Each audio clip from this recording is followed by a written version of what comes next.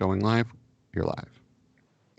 Welcome, everybody, to the third episode of Dark Frequencies. What is going on? My name is Anthony, and of course, I am joined by Roots, and I am joined by Skeva. And I got to tell you, I am incredibly excited for this particular episode. This is an episode that this is really one of the reasons why Dark Frequencies exists. And I'm really excited to get into this topic. And before I go to Roots and before I go to Skeva real quick, I just want to say a quick word about this topic, Mandela Effect. Because the thing is, one of the reasons I'm so excited to talk about this is because Mandela Effect is one of these things, you hear about it, you think it's the dumbest thing in the world. A lot of highly educated people find out somehow, some way about Mandela Effect. They look at it for about 2 minutes and dismiss it as the dumbest thing. It's just false memory. That's all it is, and they just dismiss it immediately. And I understand why. I really do. I understand why people dismiss this, but I got to say, man, this is a deeper thing. Something interesting is going on, and we're going to get into it today. I'm really excited about it. So absolutely looking forward to this episode. Roots, it's Sunday. I know you already did another episode for another show. How you doing? What is going on? Good. I'm almost wishing I listened to Skeva, and this trailer looks crazy, man. I didn't get a chance to check out this Mandela Effect movie, but he said that there's all sorts of stuff going on, all sorts of different things, bringing it all together. A lot of the topics we've already talked to all coming into one, and this is one of those subjects that when we talked about conspiracy theories, even though this isn't a conspiracy theory, this was what excited us the most, or at least me, because this topic freaked me the F out when I found out about it. Because I was like you, I said I was kind of discounting it right off the bat until I started looking into it. And then my mind just went, it was crazy. Yeah. And Skeva, what about you? Now, Skeva, I think you're coming at this from a slightly interesting angle, from the standpoint that Mandela Effect wasn't necessarily your bag before we started this show. Like me and Roots have personally been affected by it, and we strongly have strong opinions about it. But you probably heard of this, like, I'm sure you heard of it in the ether out there, but you might not have been sold on this prior to us doing this episode at all. Yeah, that's exactly right. So I heard about it, just in passing, and I never really did a lot of research into it. And then I started researching it for the show, and I found that it ties in closely with some of the other things that we talk about, and I found that a lot of the things that I remember have changed. So there's some really weird stuff going on here. So I'm super excited to get into this. All right. Well, here's what we're going to do for you guys today. So first off, we're going to start off talking about the classic definition of Mandela Effect. What is the Mandela Effect? What does it actually mean? And so here it is, Mandela Effect. Now, this definition is coming from Reddit, the subreddit for Mandela Effect. There's actually 2 of them. There might even be like 3 different Mandela Effect subreddits. But from the primary one, this is a definition they have. I kind of like this definition. There's an alternative definition that basically says this thing is just already been proven dumb. And we'll talk about that in a second as well. But here's their definition for Mandela Effect. The phenomenon where it is discovered that a global, well-known fact has apparently changed for a large group of people. The effect and name refers to people remembering Nelson Mandela. Oh, you got to put it on repeat. Hold on 1 second there. 1 second, folks. Yeah. The effect and name refers to people remembering Nelson Mandela dying in prison in the 1980s when he actually survived long after his release. And I believe this was coined a number of years ago. Fiona Broom or something is the actual lady that coined the phrase. I don't actually have those facts. Skeva, do you happen to have like Wikipedia or anything that's on this? Like in terms so of... So I know in 2009, this lady coined this phrase because she remembered Nelson Mandela dying in the 80s when he was imprisoned before he became president of South Africa. And I don't have her name pulled up, It's but Fiona. I know it's Fiona yeah. Broom or something, hmm something like that. So, and as far as I could find, this was the first real recording of a Mandela effect. Yeah, And yeah. she So kind of coined the term. it So, started right around that time. So this Mandela effect is a relatively recent thing in terms of people talking about this phenomenon. And we'll of course get into possibly how long has it been going on? Did something create this? Now we got to, of course, talk quickly about the theories for why this is happening, but we're going to get into these theories a lot deeper a little bit later. But I want to touch on the theories real quick, the primary theories that are out there for the Mandela effect, because the number one theory is that this is basically faulty human memory slash confabulation. So it's basically a memory thing. And I mean, that's the number one explanation for this. And even as somebody that kind of like has been really affected by this effect, I still admit that, yeah, honestly, if you look at it from a scientific standpoint, a problem with human memory seems like the most likely culprit. The thing is, it starts to get weird, though. As you start to look at it more and more, there's something weird about this. It seems like there's something more beyond this. Now, the true believers say, look, it has nothing to do with memory. Roots, can we go to the different graphic where it shows the different theories for what's causing this? Okay, so yeah, so the primary theory is false memories confabulation. That is the primary one. This is the one that skeptics go to. If you're a skeptic, you write the whole thing off. This is nothing but bad memories. You people are out of your effing mind. It's nothing but bad memories. It's just a lot of people with bad memories getting together and celebrating their bad memories. That's what it is. It's confabulation. It's the way the human mind works. And one thing that we do know about that is the human mind, like memories are suspect. When you get into like eyewitness testimony, you could have like 7 people see the exact same thing that happens, and there'll be 7 different stories about it. We know that there is some memory issues out there. I think even those of us that absolutely believe in this phenomenon have to admit that memory is a factor here. And I think a lot of the people that do believe in this phenomenon, they don't necessarily believe all the most popular Mandela effects that are talked about. Maybe they believe a key group, and then the rest of them, they chalk it up to the memory. So we'll get into all of that. But here are some other possible theories, but we're going to discuss these in detail a little bit later. CERN, okay? They flipped the switch on CERN, okay? Time travel, could it be related to time travel? Parallel universes colliding with each other. I know it sounds science fiction, right? But if you get into physics, if you get into quantum theory, if you get into string theory, if you get into the multiverse theories, look, if we got Neil deGrasse Tyson up on this piece, he would admit that, yeah, there is some real scientific possibilities when you talk about parallel universes. Quantum computing is, people are turning on quantum computers for the first time. Is something happening there? Errors in the simulation. Our previous episode was simulation theory. This could be related to that. Number 7, really interesting. Reality has never been stable or static, but we're just finding it out now. AI, superintelligence, is already operational and is already causing havoc in our society. Maybe that's it.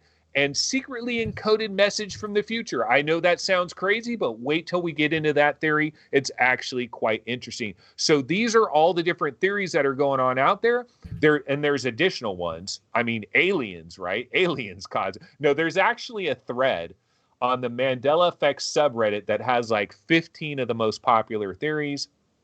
And there's all kinds of different theories that go off on this, but these are probably the biggest ones. So we've covered the definition. We've touched on these theories. We're going to get back to these. But now what we're going to do is we're going to go around the table here, and we're going to talk to Roots, and we're going to talk to Skeva, and we're going to talk about our personal Mandela effects, and if we have any particular stories about these personal Mandela effects. So why don't I kick it over to Roots? Roots, which Mandela effect of yours? Which one? Like, how did you? Or why don't we do this? How did you find out about the Mandela effect, and when did you start taking it seriously? Mandela Effect, I found out about it on YouTube. I kind of found out about it more from a Christian perspective because there was a lot of people in the Christian circle freaking out about it, saying it was demonic or whatever. I can't say that it is or not. I just think it's bizarre. But once I started going down that rabbit hole, some of the movies that I grew up with, I just lines in the movies are now different, and my first instinct, like you said, is memory. I thought, okay, I must be remembering it wrong, or the internet, we're living in the day of the internet, maybe they're changing things. But I would say my overall one, and actually I guess I've got a clip of it. I'll do it real quick with audio here, and people, let's see if you remember it differently than what we have here.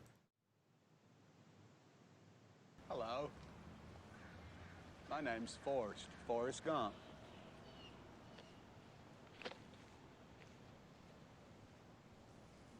Do you want a chocolate? I could eat about 1.5 million of these. My mom always said life was like a box of chocolates. You never know what you're gonna get.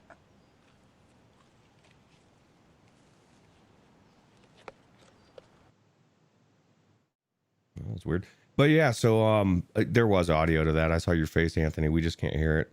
But life was not like a box of chocolates. Life is like a box of chocolates. It doesn't even make sense. Life was like a box of chocolates. That saying in itself sounds weird. And usually these audio things are like that. The Field of Dreams, if you build it, they will come. But the whole movie was about his dad, and it was about him coming. He will come. The changes are subtle, but they're different, and a lot of times they don't even make sense. But that was the biggest one for me. It was like, I know I've watched that movie 1 million times, and life is like a box of chocolates, according to Forrest Gump. And according to this thing, people say it's different. Yeah, absolutely. I mean, that one affects me as well. But, well, when it comes for me, it's like there's a lot of these that do affect me. But then the question is that the hill that I'm going to die on? You know what I mean? So it's like, yeah, some of these affect me, but then there's certain ones where it's like, okay, this one, I'm going to bet my effing life on this one. But some of these other ones, maybe it's a little bit less. Skeva, bouncing over to you. My question for you is the same. So obviously you found out about Mandela Effect because we were going to do this show, but I got to imagine you must have heard about this a little bit before we ever even talked about doing this episode. And I'm curious, actually, like tertiarily hearing about this, like somewhere randomly, maybe not really looking into it. What did you think? Like, did you just write this? Oh, this is just these crazy, like, to me, it's like the 5G thing. Like, people that really think 5G could be some kind of weird thing is like, I write those people off like they're loonies. Same thing with like flat Earth. Like, if you truly believe in flat Earth, I think you're off your effing rocker. And I could easily see people thinking exactly the same thing with Mandela Effect. I think flat Earth is pretty bananas. I'd love to do an episode on that one day, but yeah. So I didn't know a ton about this. I had heard about it. I heard about what it was, but I never really looked into it. At the same time, I'm not really surprised by any of this because a lot of our reality is super weird. But I do have a couple that really have been breaking my brain. For example, when I was a little kid. This is going to date me a little, but so I used to watch the show on reruns, not when it originally aired, but I used to watch I Love Lucy because I just thought it was super, super funny. And there was always this scene, not always, there was one time specifically I remember Lucy's husband coming home and coming through the door and she had done something, and you know, he goes, Lucy, you got some splaining to do, you know. And like, I remember as a kid, I thought that was so funny, and I repeated that kind of throughout my childhood. That was like one of those little memory things that I kind of took from that show, and I said that growing up all the time. And now I'm finding out that that was never said. That Lucy, you got some splaining to do was never even a thing, which is crazy. I mean, I didn't make it up, you know what I mean, in my brain. Like I specifically remember this episode, and it really just it just weirds me out. You know, there's a few. The other one that really gets me is the Flintstones. I remember the Flintstones only having one T, spelled Flinstones, but I guess it's Flintstones, Flintstones.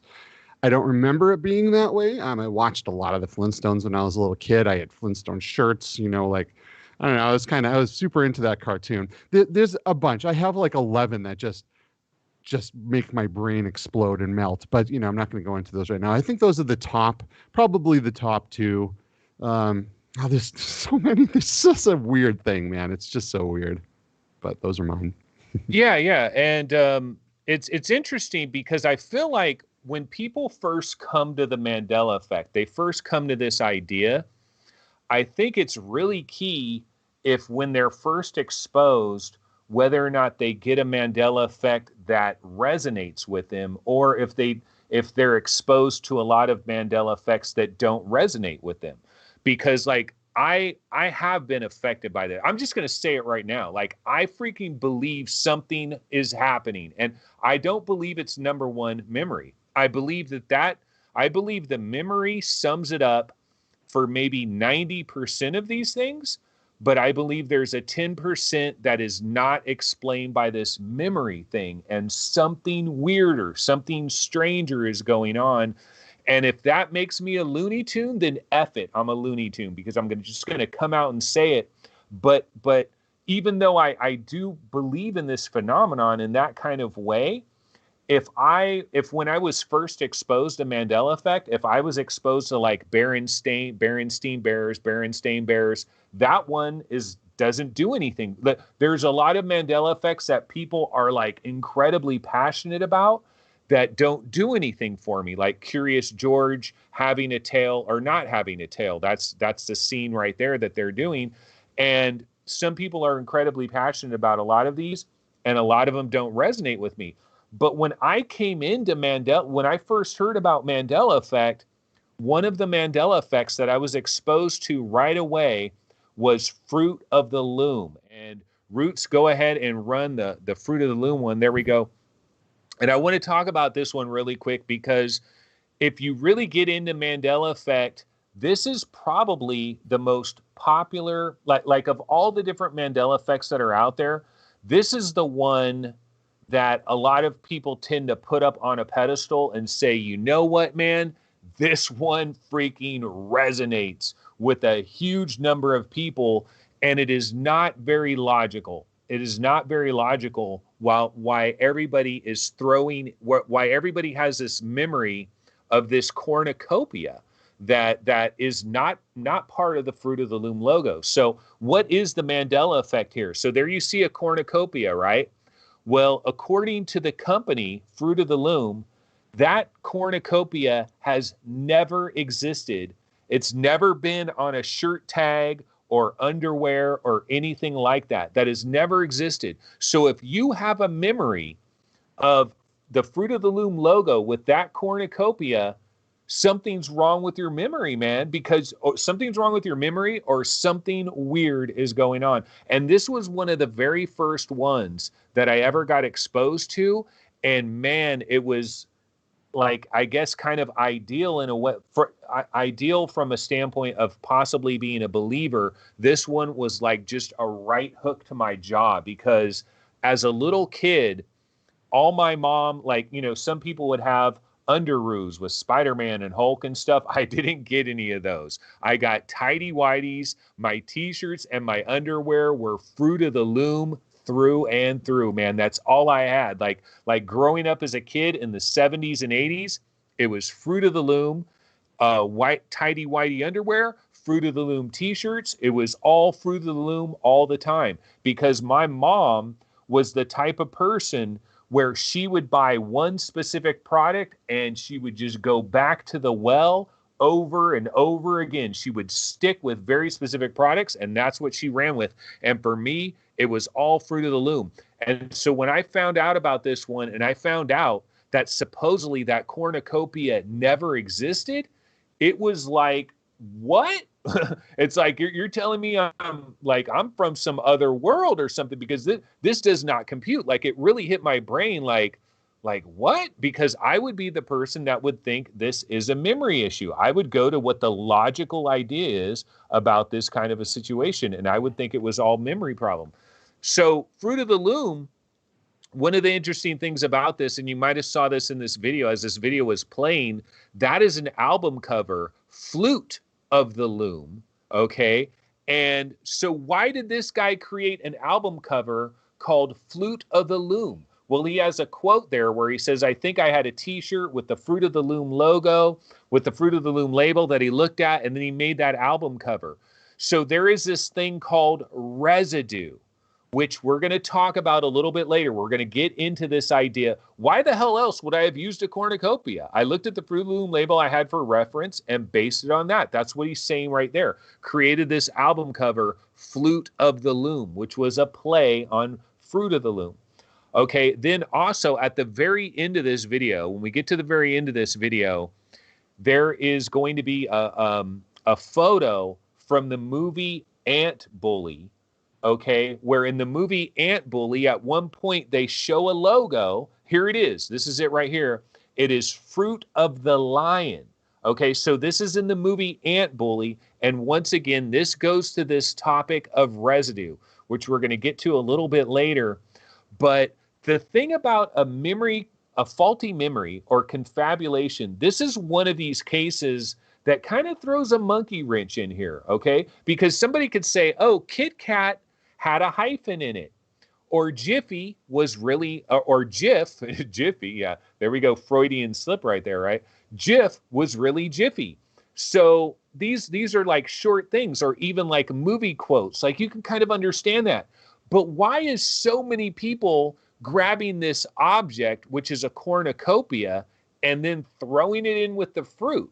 Like that, like I can understand people having false memories, but why do so many people have this false memory?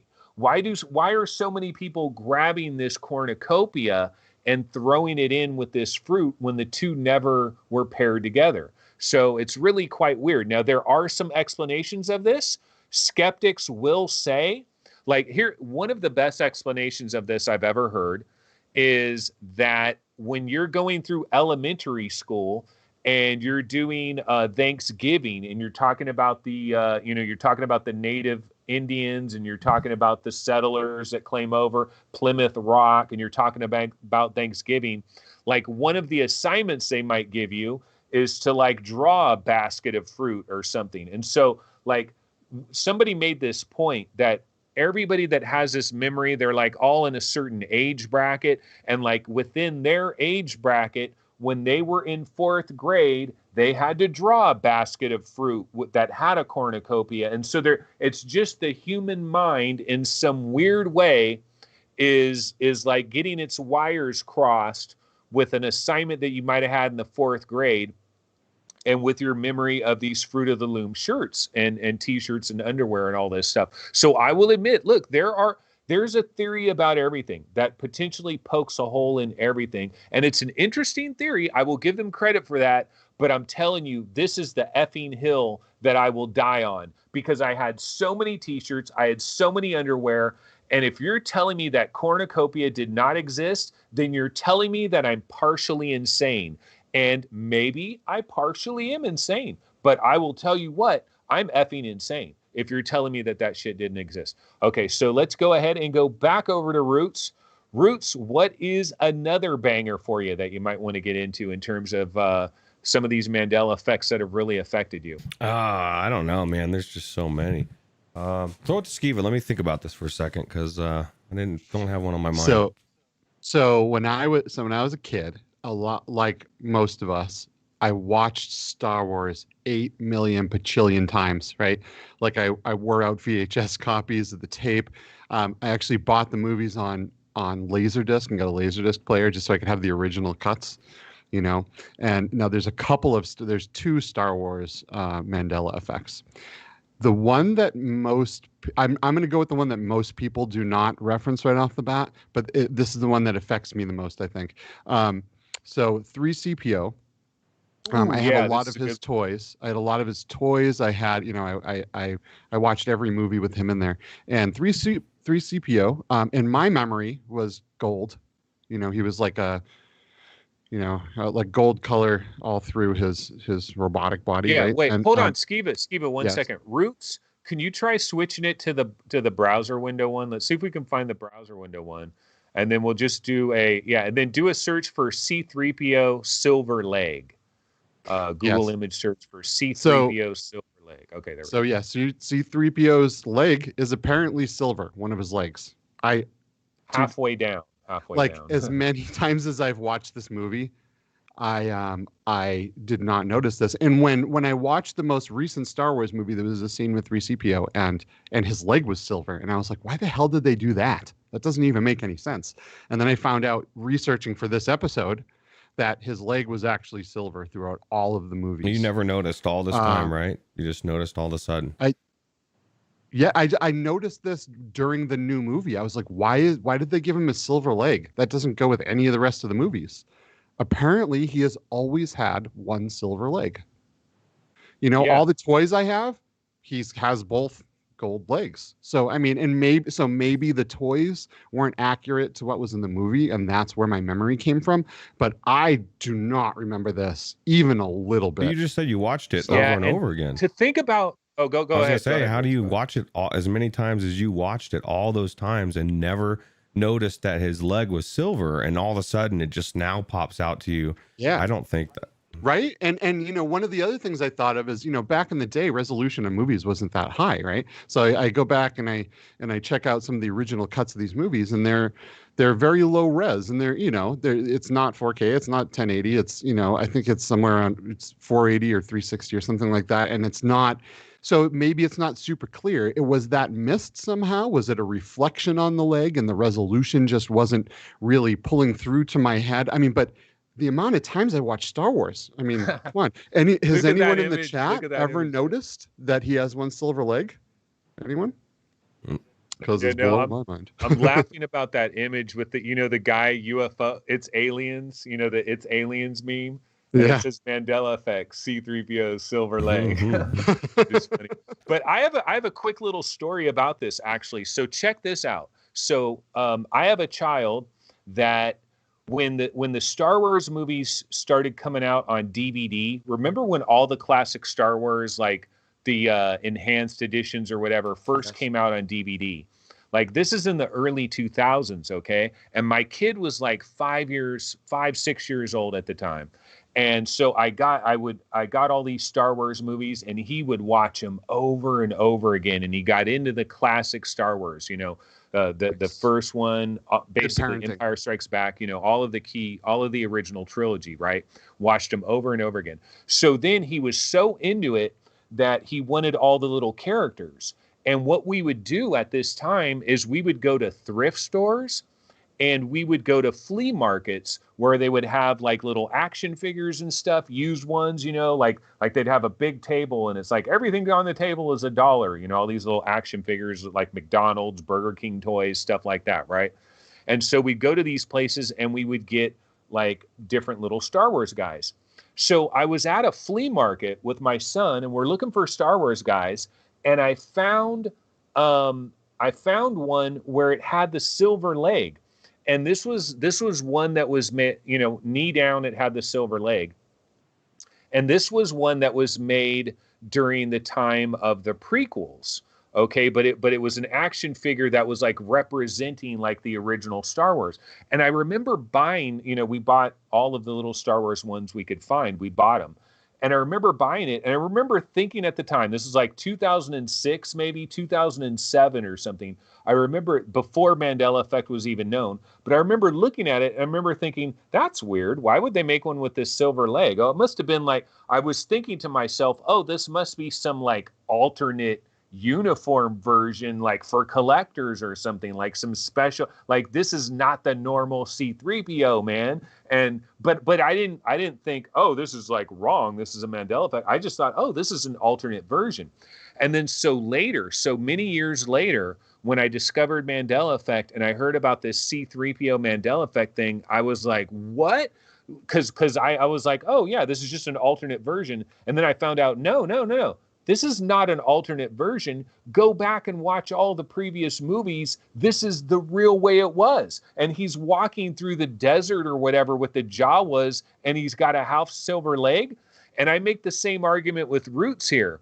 This is not the Wizard of Oz, the Scarecrow in the Wizard of Oz having a gun, which is another Mandela Effect. And Roots, if you can, Google search that. Wizard of Oz has a gun, because how effing crazy is that? But I can explain that one away, because that one is just like one little scene that happens for like a millisecond.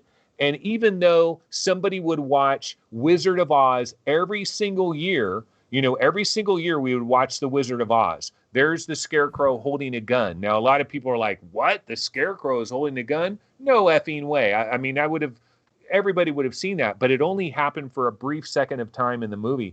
But C-3PO is in the movie throughout the movie. Same thing with, Empire Strikes Back, Return of the Jedi. Like, it does not compute, considering how many times we've watched that movie, to think that, oh, I just didn't notice that tiny little detail there.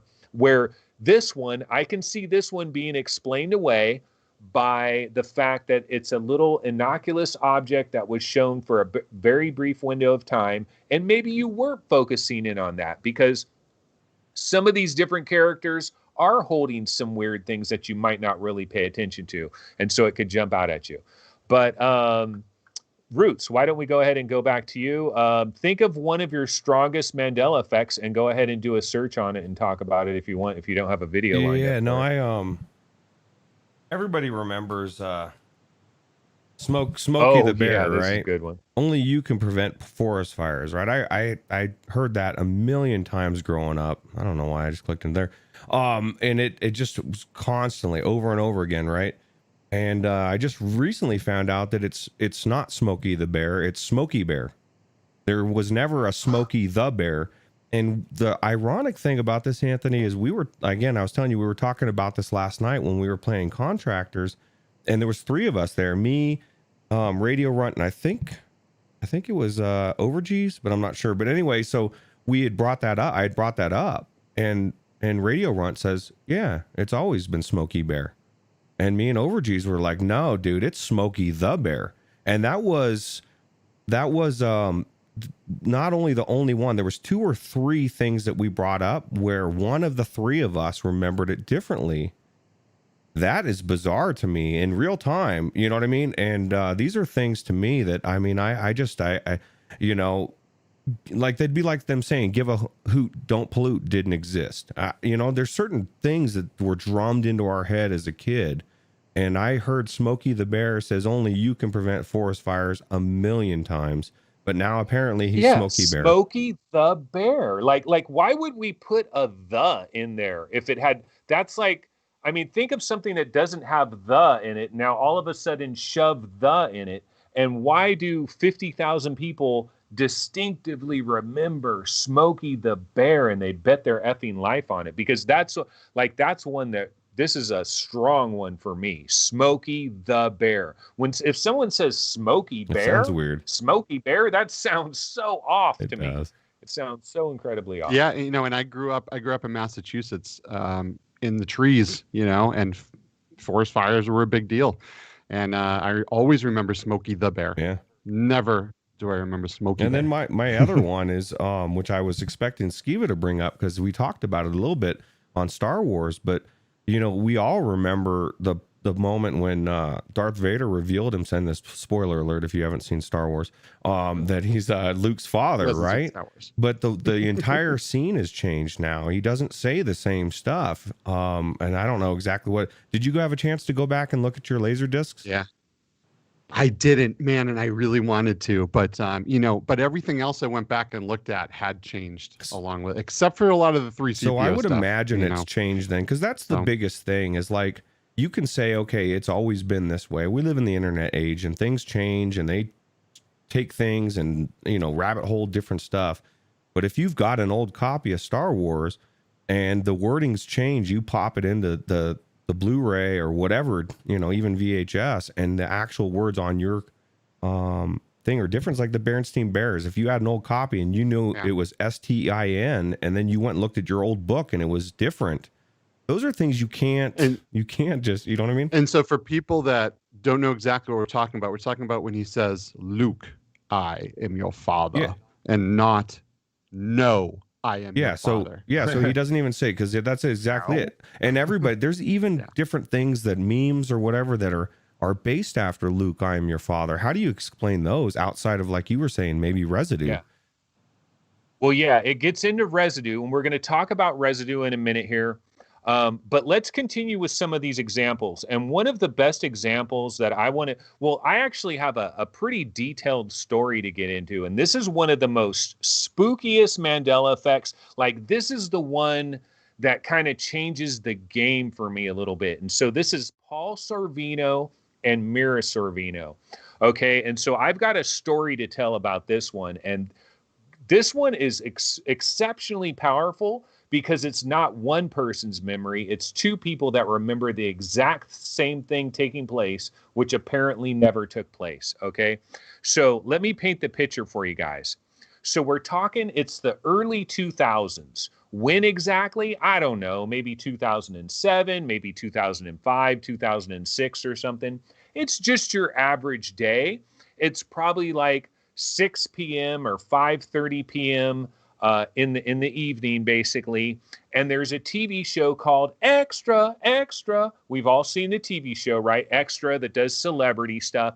So it's just a random day, and me and my wife are sitting on the sofa, and Extra is on, okay? And Mira Sorvino is being interviewed on Extra. And let me explain how this thing is going down.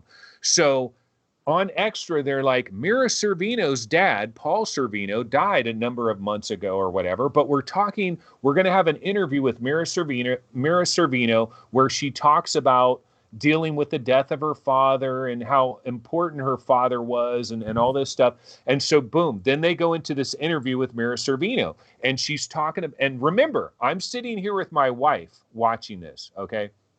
And so they're interviewing Mira Sorvino, and she's like, my father, he meant everything to me. He was a rock. He was the foundation. He meant everything to me. And so he had died of like a heart attack or something, according to everything I was seeing, right?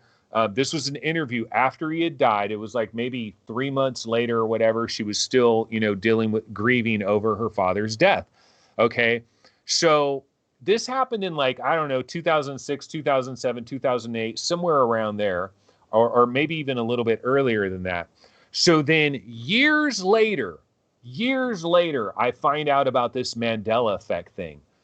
And I find out about Fruit of the Loom, and I find out about the wizard, the Scarecrow had a gun in Wizard of Oz, and I found out about Smokey the Bear and all these crazy things. So I'm into Mandela Effect now, right?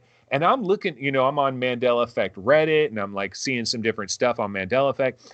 And then one day I'm on Reddit, and there's a thread, and the thread is, what are the Mandela effects that freak you out the most? Okay, and so I'm looking at all these things that people are talking about. And one guy is like Paul Sorvino's death and resurrection. And I see that, and I'm like, Paul Sorvino's death and resurrection.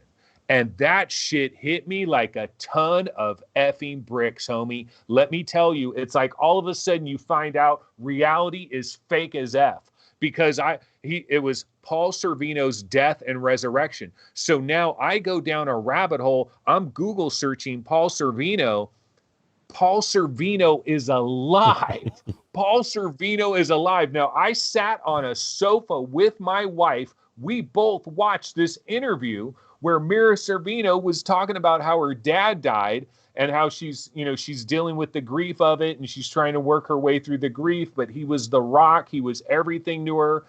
And so then I find out about this, right? So now this is super interesting for me as somebody that has fallen down the Mandela Effect rabbit hole. My wife didn't know nothing about, she hadn't come home from work yet or anything. And I knew that this was something that affected me, but I remember my wife was right there. We watched this same interview. Okay, so my wife comes home from work and I'm like, I got to be careful in the way that I approach her with it, because I never even brought up Mandela Effect with her ever before. I've never discussed Mandela Effect with my wife. So she's over there sitting, she's like reading a book or something. And I tell her, I say, hey, remember Paul Sorvino? Remember that actor, Paul Sorvino? And she's like, yeah. And I was like, and like Mira Sorvino, his daughter, and she's like, yeah. And I was like, what pops into your head about that guy, Paul Sorvino? Like, what do you think about Paul Sorvino? She's like, well, he died, right? He died. And I was like, yeah, he died, right? And she's like, yeah, he died. And I'm like, guess what? He's not dead. And she's like, what? What are you talking about? He's not dead. And I'm like, I swear to God, he is not dead. Like, I will show you. Let's walk over to this computer. I will Google search Paul Sorvino. He is effing alive. And she's like, but we saw it on an interview. We saw it on TV. Don't you remember he died? And I was like, yeah, no, I do remember. Okay, so this whole thing happened, right? And then it was like, the weirdest thing about this whole thing, though, is my wife, the expression on her face when we went over to Google and did a search for Paul Sorvino and she saw that he was alive, the expression on her face was like all the blood flushed out of her face. She looked like she saw a ghost. And then I wanted to keep talking to her about this thing and about Mandela Effect in general. And she's like, just drop it. I don't want to know any more about this. Just drop it. She was like, now she doesn't ever want to talk about the Mandela Effect. She doesn't want me to bring it up. And this is an interesting phenomenon. This is a side phenomenon of Mandela Effect. People have noticed this, that when you bring up the Mandela Effect to certain people that know nothing about it, and you confront them with something, and you hit them with something that resonates with them, some people's brains, like this seems to be a common feature, it's like, oh, hell no, I can't. It's almost like they're inside their brain, they cannot handle it. And so they're like, F this shit. Nope, turned off. Neener. I don't blah, blah, blah, blah, blah, blah, blah, blah, blah. I don't want to hear this. And it's incredible, man. This was one of the most powerful ones that ever happened to me. This is one of these Mandela effects where now I got to be honest, man, reality is not the reality that I freaking grew up with. So I don't know what's going on with reality. I don't know. And it's freaking crazy. Anybody want to comment on this? I think it's crazy that, like you said, exactly. People, they can't cope. And this happens with a lot of topics in real life. When people are faced with something that they don't want to accept, they just dismiss it. Or like in your wife's case, she couldn't dismiss it. There was no way. If it had been anything else that maybe you guys had shared or something that was a little bit on the fence, she could have easily dismissed it and said that's crazy. But because it was so real, she just chose to completely rabbit hole it and forget that it even exists. And it's part of why the world's in the place we're in. But it's just crazy that to share something like that with somebody else is, you've probably got the most solidification in your mind than either Skeva or myself, because you've shared it with somebody else and you've had that conversation and she brought it up to you before you even mentioned it. She was sitting there with me. That. So Rudel Zavedno in chat says, our memory is like a Swiss cheese. Mandela Effect is our brains playing tricks on us, just like deja vu.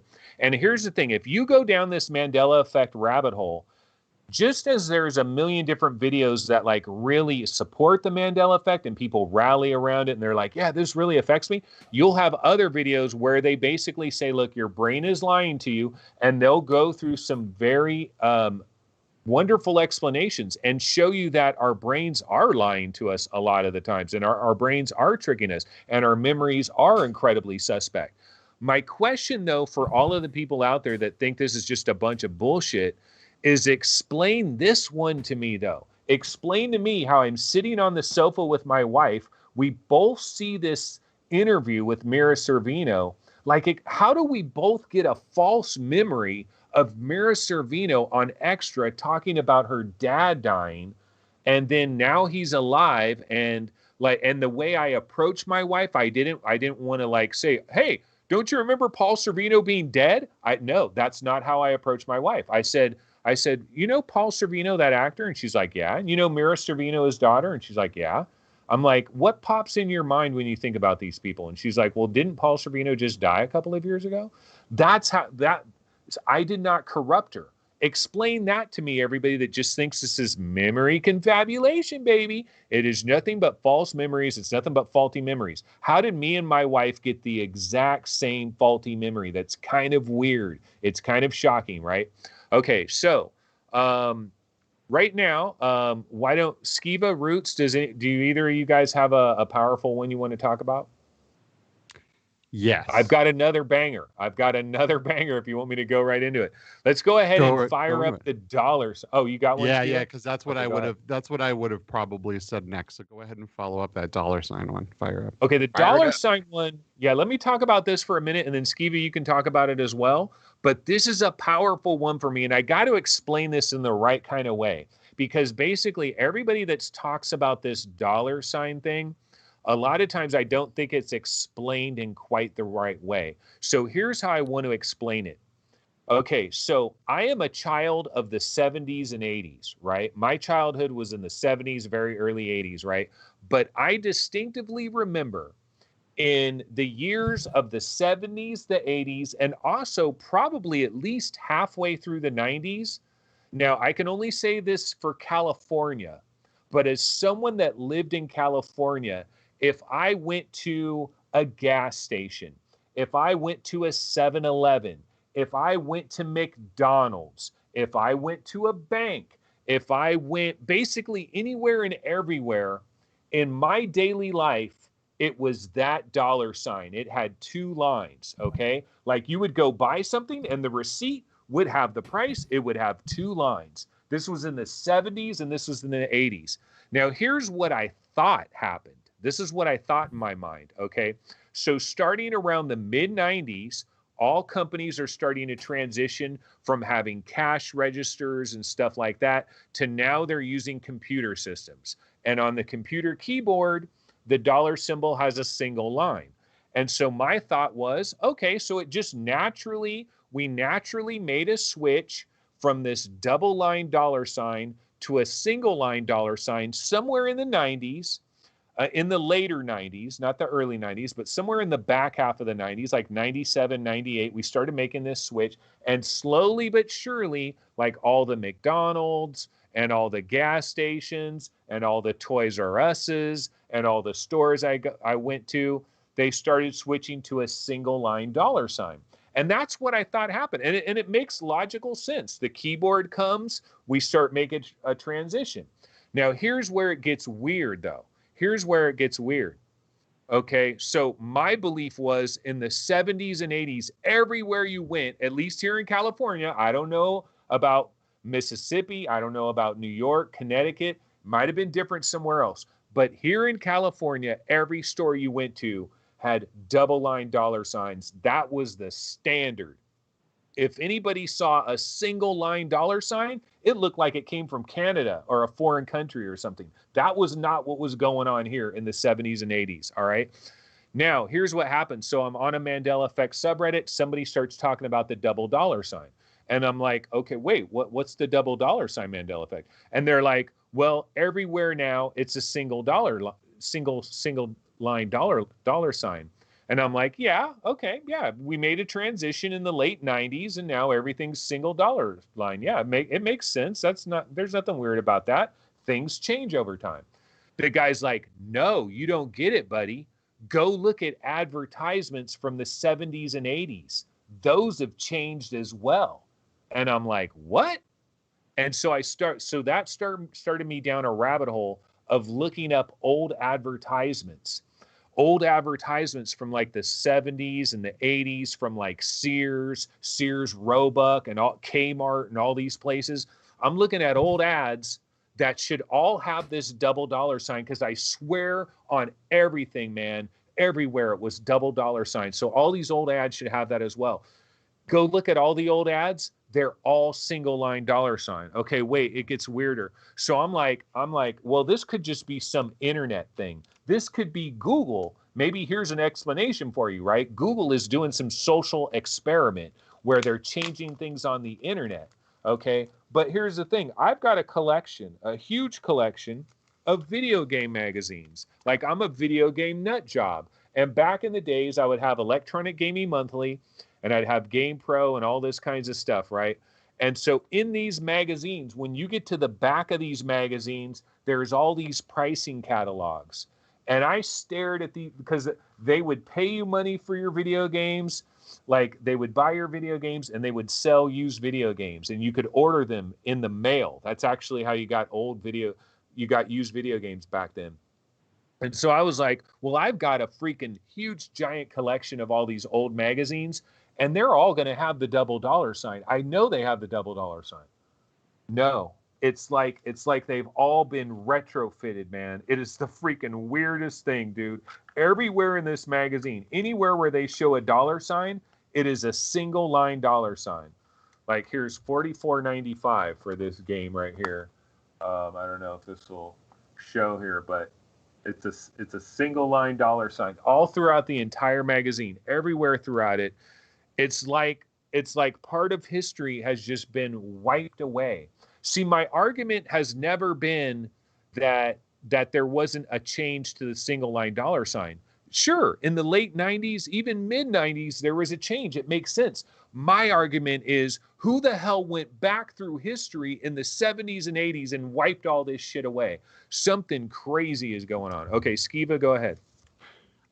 So the double dollar sign one is very weird, because I specifically remember learning that in school. Like, I remember drawing out my dollars on those worksheets and having to put the two lines. I very rarely ever remember seeing the single one.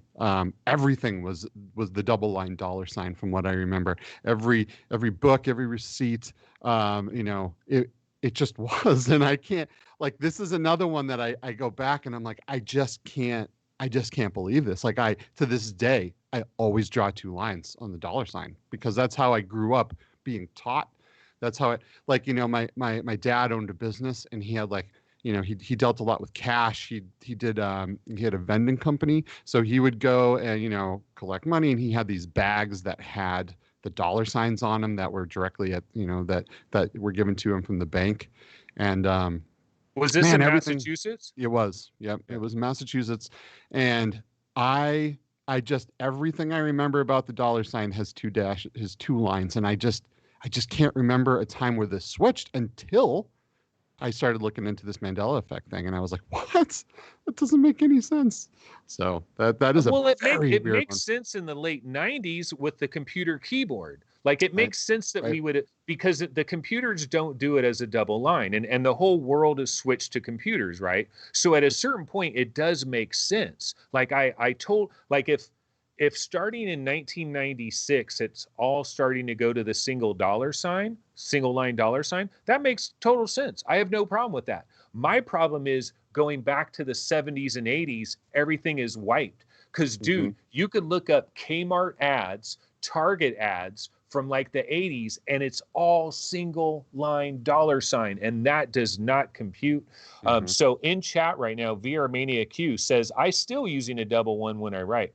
Okay, wait, no, going back, he says, LOL, for me, always been a double signed dollar sign. And then he says, what? Like, so what? I'm guessing he's saying, so what? And my argument about so what is, dude, go back and look at stuff from the 70s and 80s, because it should not be single, but it is now. That is so weird. It is so crazy. It doesn't make any sense. Okay, so that is a really It's powerful. totally Well, bananas. What How do they about explain your what about magazines? You know, like how do they Yeah. explain how do you explain going any of it? back? Like everything is retro. I mean, done. Like it's all gone. Everything's gone back in history, and all of this stuff has been changed. Everything from the Berenstain Bears to the Flintstones to the double-lined dollar sign. You know, when the only thing that I found that has some of that residue is the 3CPO one with the gold legs. You know, it's all super weird. Like one of the ones that I can't figure out either is, I don't know if we have any Trekkies in the chat, but apparently William Shatner never said beam me up, Scotty. Yeah. What do you mean he never said beam me up, Scotty? You know, apparently he said variations of that, like Scotty beam me up. But I mean, there's a lot of people that remember beam me up, Scotty. So I thought that was an interesting one, especially in like the Star Trek world. It's interesting that a couple of these are in such well-known IPs like Star Trek and Star Wars. Yeah. One thing I want to mention about this dollar sign thing. Okay, here's for the non-believers out there, right? And then the skeptics, or for anybody that is a believer or whatever. Here is an awesome little trick that you can do at home. This is a wonderful trick, ladies and gentlemen. Find someone over the age of 40 or over the age of 35, okay? And go up to them, give them a piece of paper and a pencil, and say, can you please write $10.99 in a number form? Don't tell them anything else. Just say, write $10.99. Then the person will put a 10.99 and maybe give it back to you. Then be like, oh, can you put a dollar sign in front of it too? See what dollar sign they put in front of it. Just try this test. Anybody over the age of 40 or anybody over the age of 35, try this test and see what your results are. Especially you skeptics. I want to see what your results are. It's going to be interesting. Okay, so in chat, a lot of people are talking about Dolly's braces, or a little bit early they were talking about Dolly's braces. And Roots, I want you to run a clip. I don't think there's any audio for it, and I don't really want the audio to be ran anyway.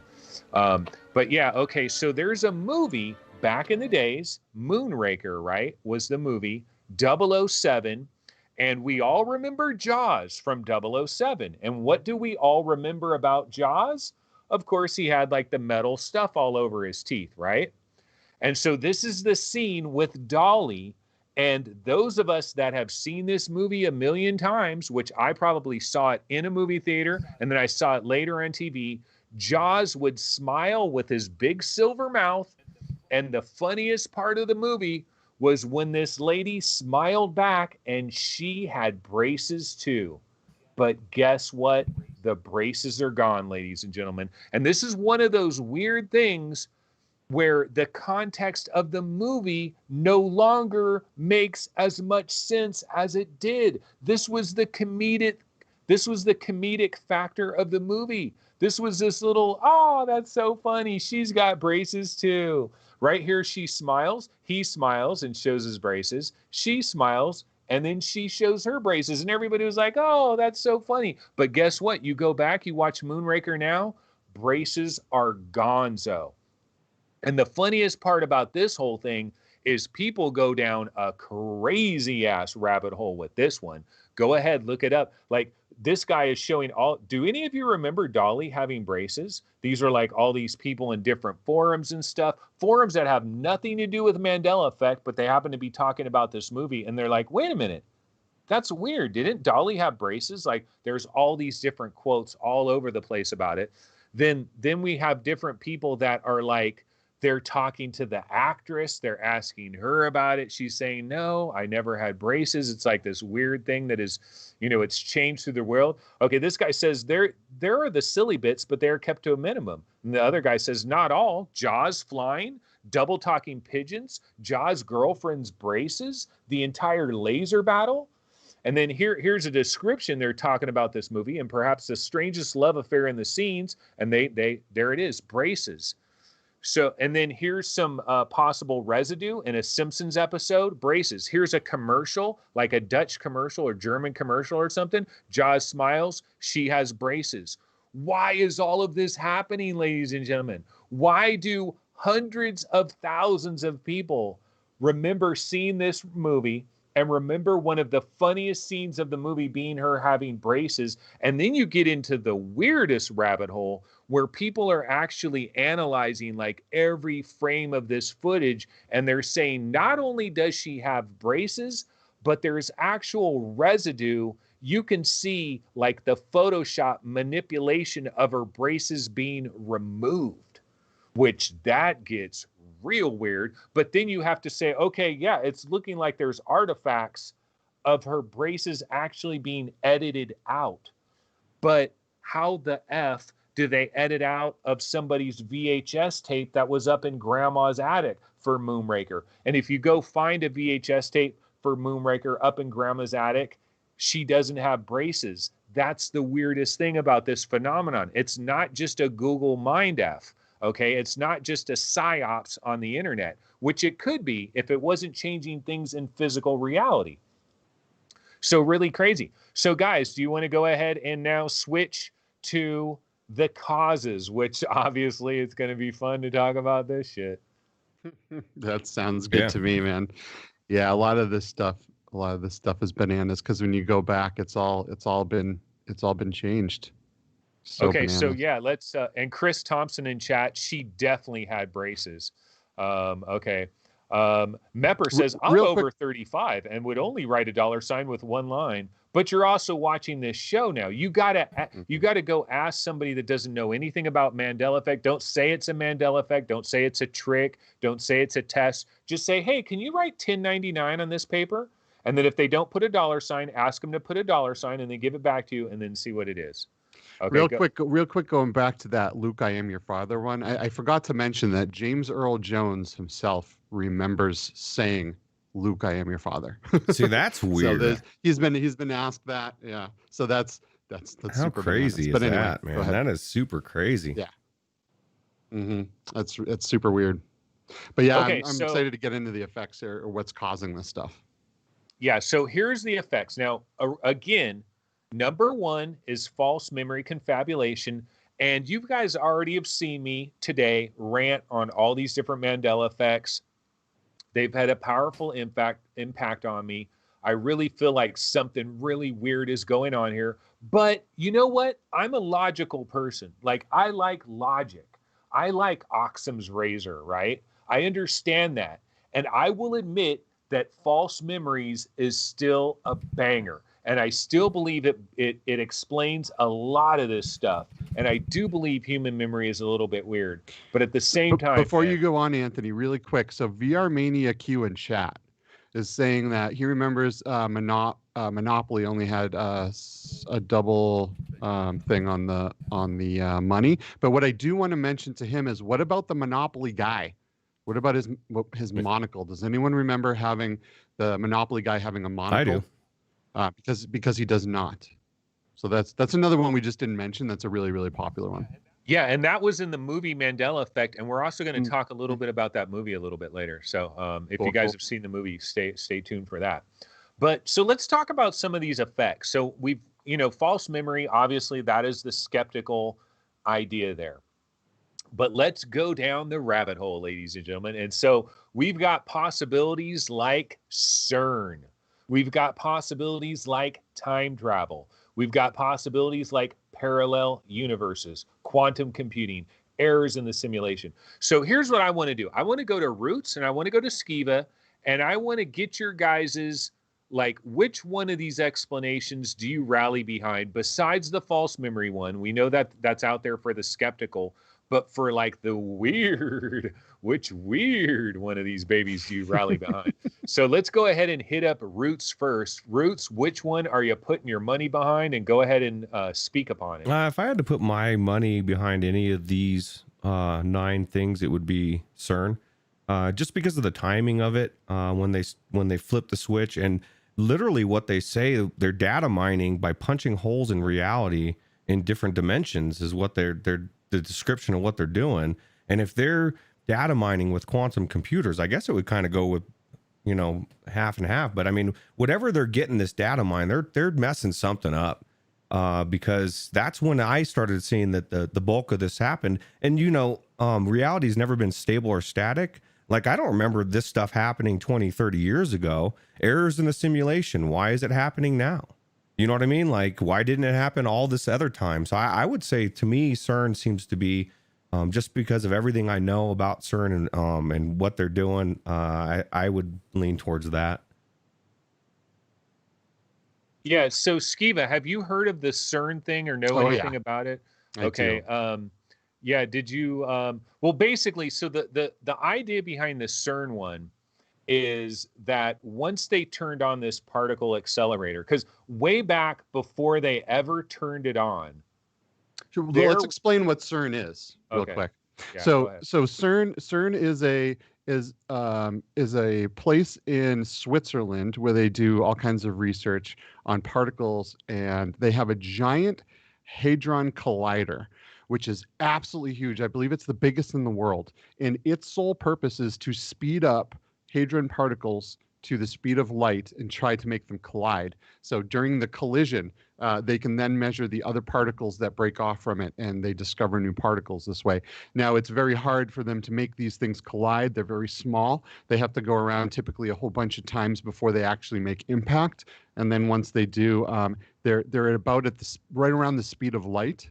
Right. And the speed of light, once you get past the speed of light, we don't know a whole lot about what happens at that point. But CERN is a giant hadron collider in Switzerland. So yeah, and Roots, let's switch over to the browser and look up CERN Mandela Effect, because there's actually some weird videos. Like, CERN themselves is like, they're either effing with people or they're doing this Illuminati type S, which eventually we might have one of those episodes. And there's this idea where the idea is that the Illuminati is required to, see that one over there where it has that guy, like that one all the way on the top left.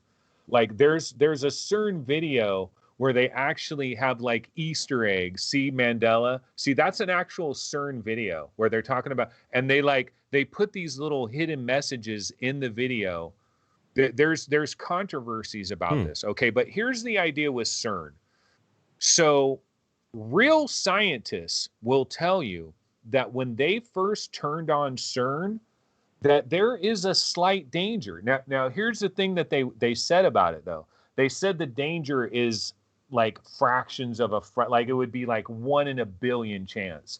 But there is like this 1 in a billion chance, or maybe like 1 in quadrillion chance, or something like that. But there is a chance where when they turn that on, it could create a microscopic black hole that would suck all of reality in, or at least it would screw up planet Earth, basically. And the scientists were interviewed about that. They're like, should we take this chance? I mean, yeah, I know it's 1 in a trillion, but there's still a chance. Like, you're literally going to kill our universe. And so some of the Mandela Effect people out there believe that, okay, it didn't create a microscopic black hole that has destroyed our universe. At least we don't think so, right?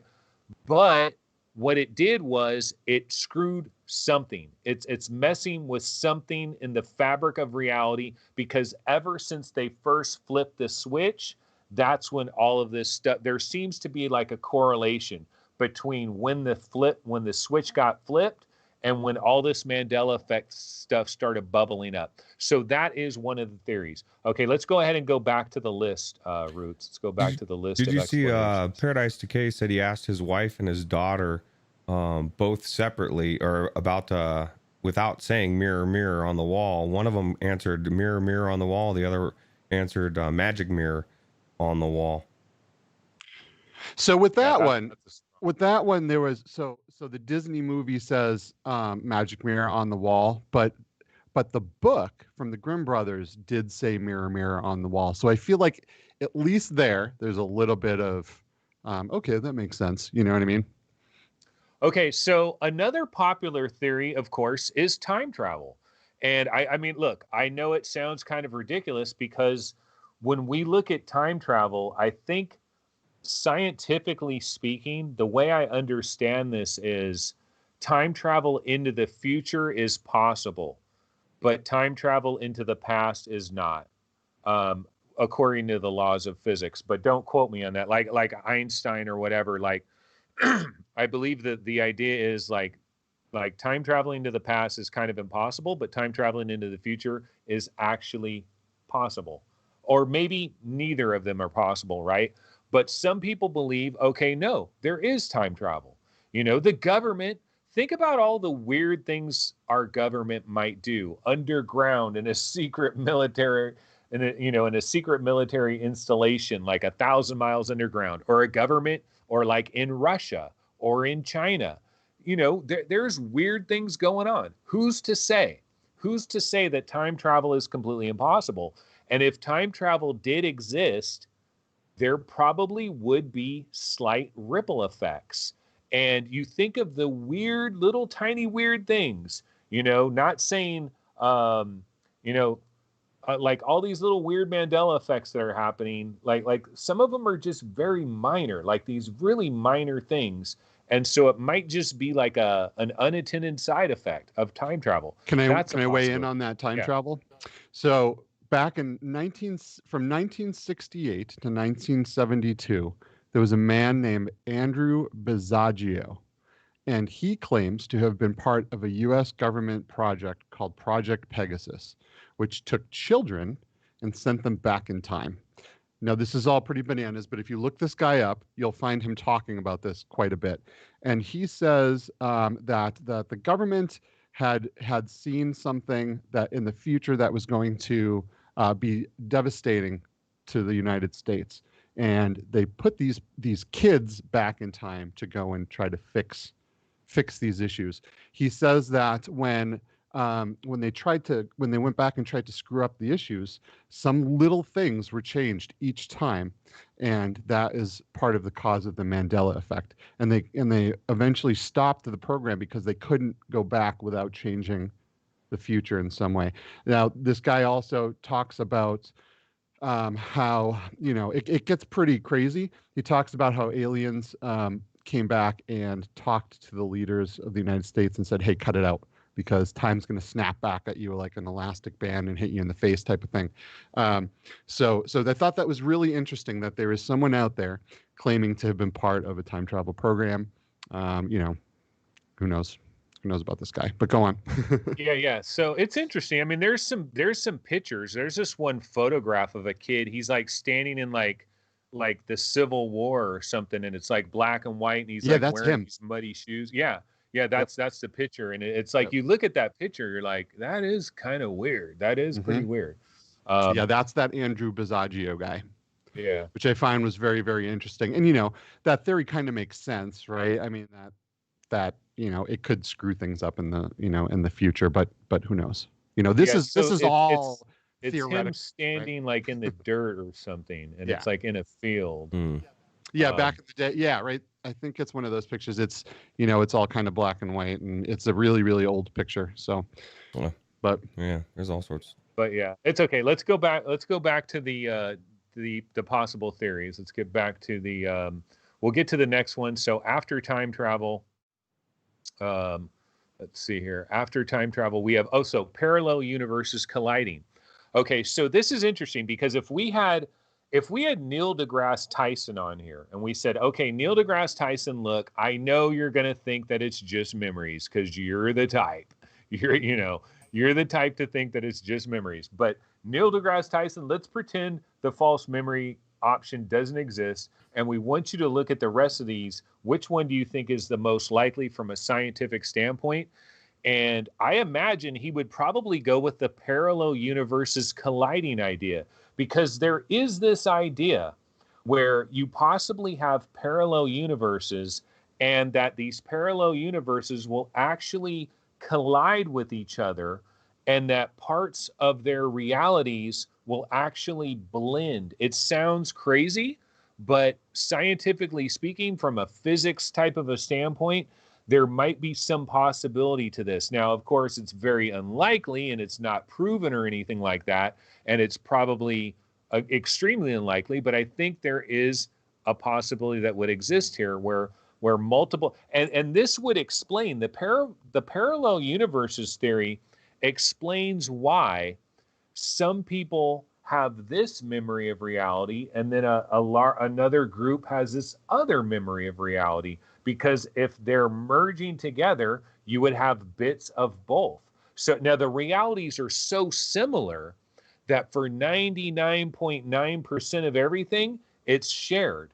But there is enough slight changes where a group of people have all these memories of like the cornucopia and stuff like that because they're in reality B, and the other people are in reality A, and it's being collided like that. Okay, number 5 is quantum computing. And we actually have a video for this one. Is there audio and stuff on the video? There is. So this one has some audio. Now it's almost 2 minutes long, but I need you guys to really pay attention to what this guy says. He's going to explain quantum computing in a way, and this isn't just some dude. Okay, this is Jordy Rose, and Jordy Rose is the CTO and founder of D-Wave Quantum Computing. D-Wave is one of the leaders in quantum computers right now.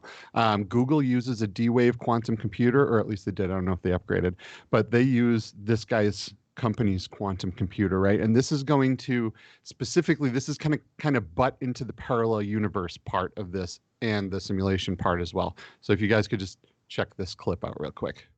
Imagine that there really are parallel universes out there, and now imagine you have two that are exactly identical in every respect, all the way out to the horizon as far as we can see, down to the last little atomic detail of every single thing, with only one difference, and that's the value of a little thing called a qubit on this chip, which is a contraction of quantum bit.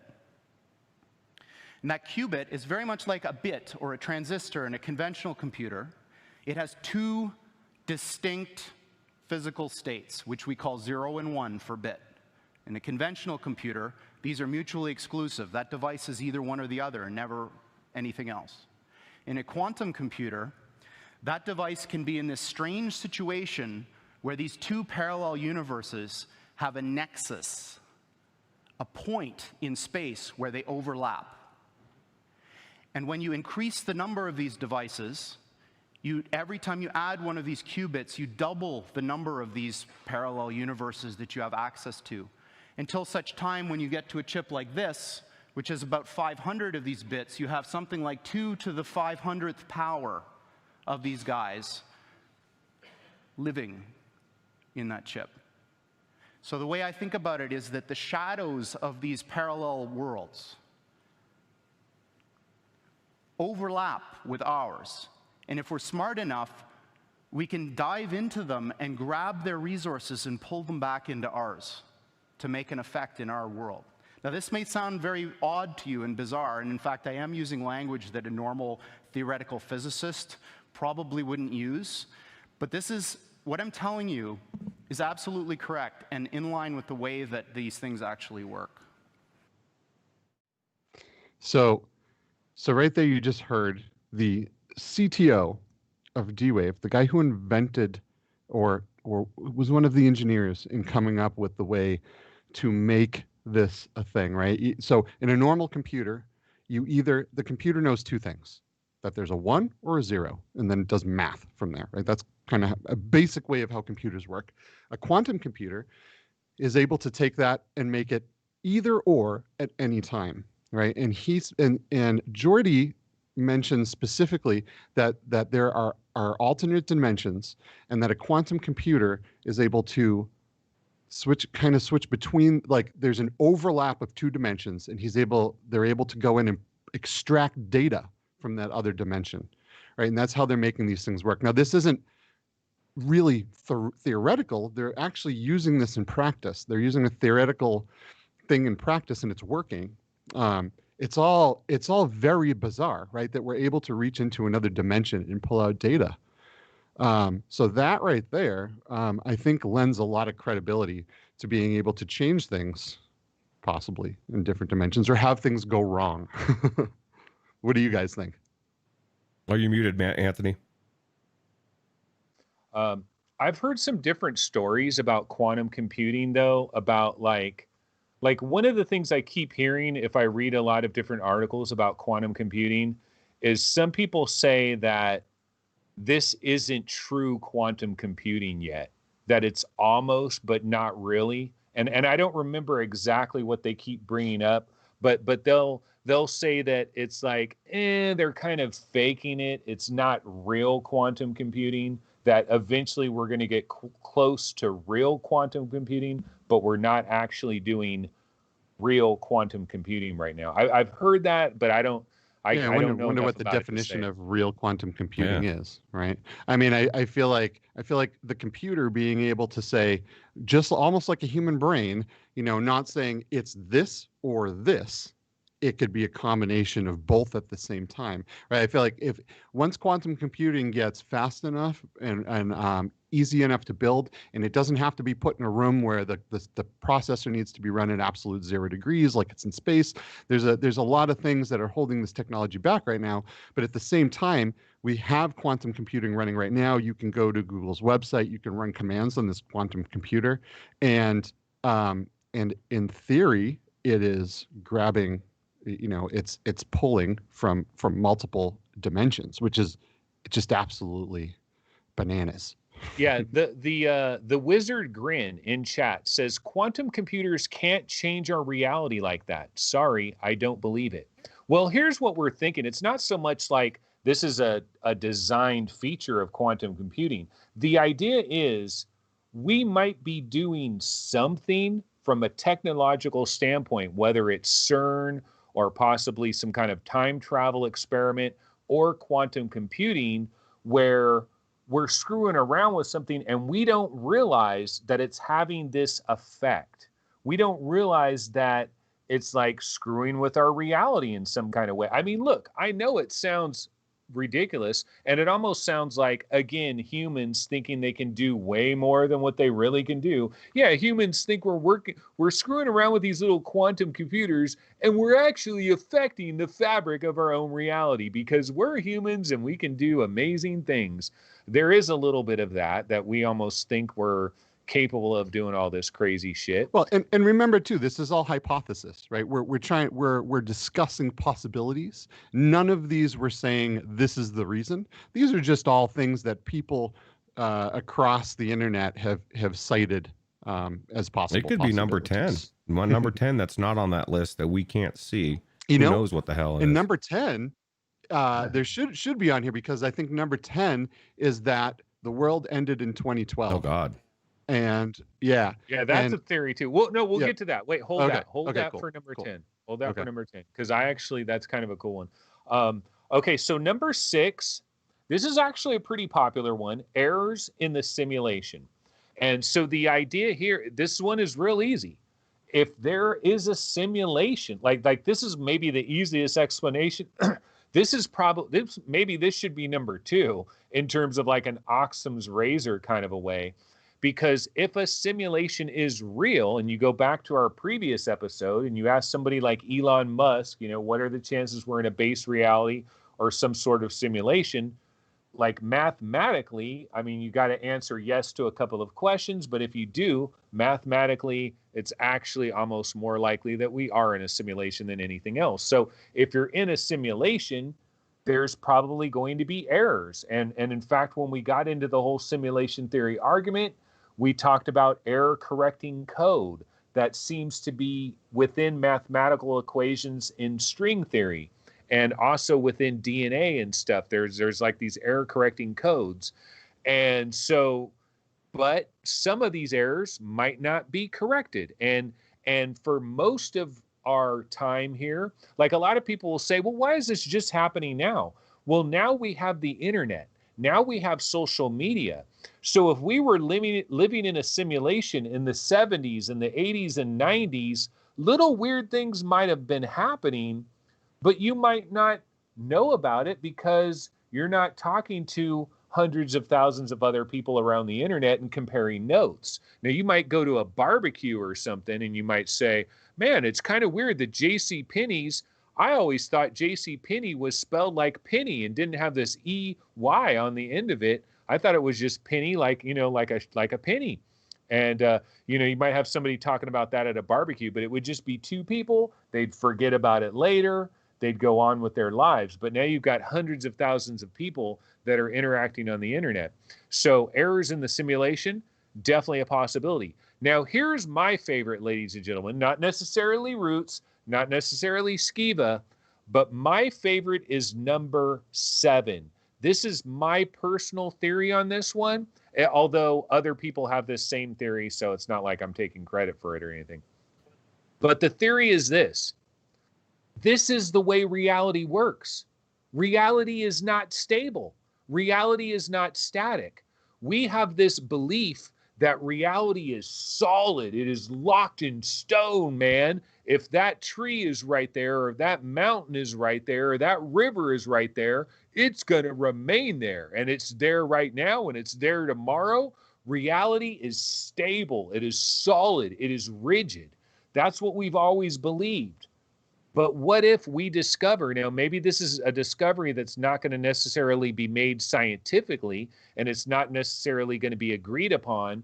Maybe hundreds of years into the future, they come to this realization that reality is a lot more bendable. It's a lot more pliable than we ever thought it was. And so basically, there is no cause to the Mandela effect. It's been going on forever. The only reason we're noticing it right now goes back to the fact that we're on the internet, we're on social media, and everybody can compare results, and everybody can say, hey, wait a minute, it's Luke, I'm your father type thing. Like what's going on here, man? And so people can compare that back and forth. They can talk about it. It can spread like wildfire, and other people can say, wow, this is some bullshit. Smokey the Bear. This doesn't make any sense. And so my idea is, this is the way it's always been, but we just didn't know it till now. But now with the internet, we're starting to see it. And it's going to take science another 500 years to come to this realization, and for it to be in school books, and for MameFan to ever believe it. It's going to take 600 years for that to happen.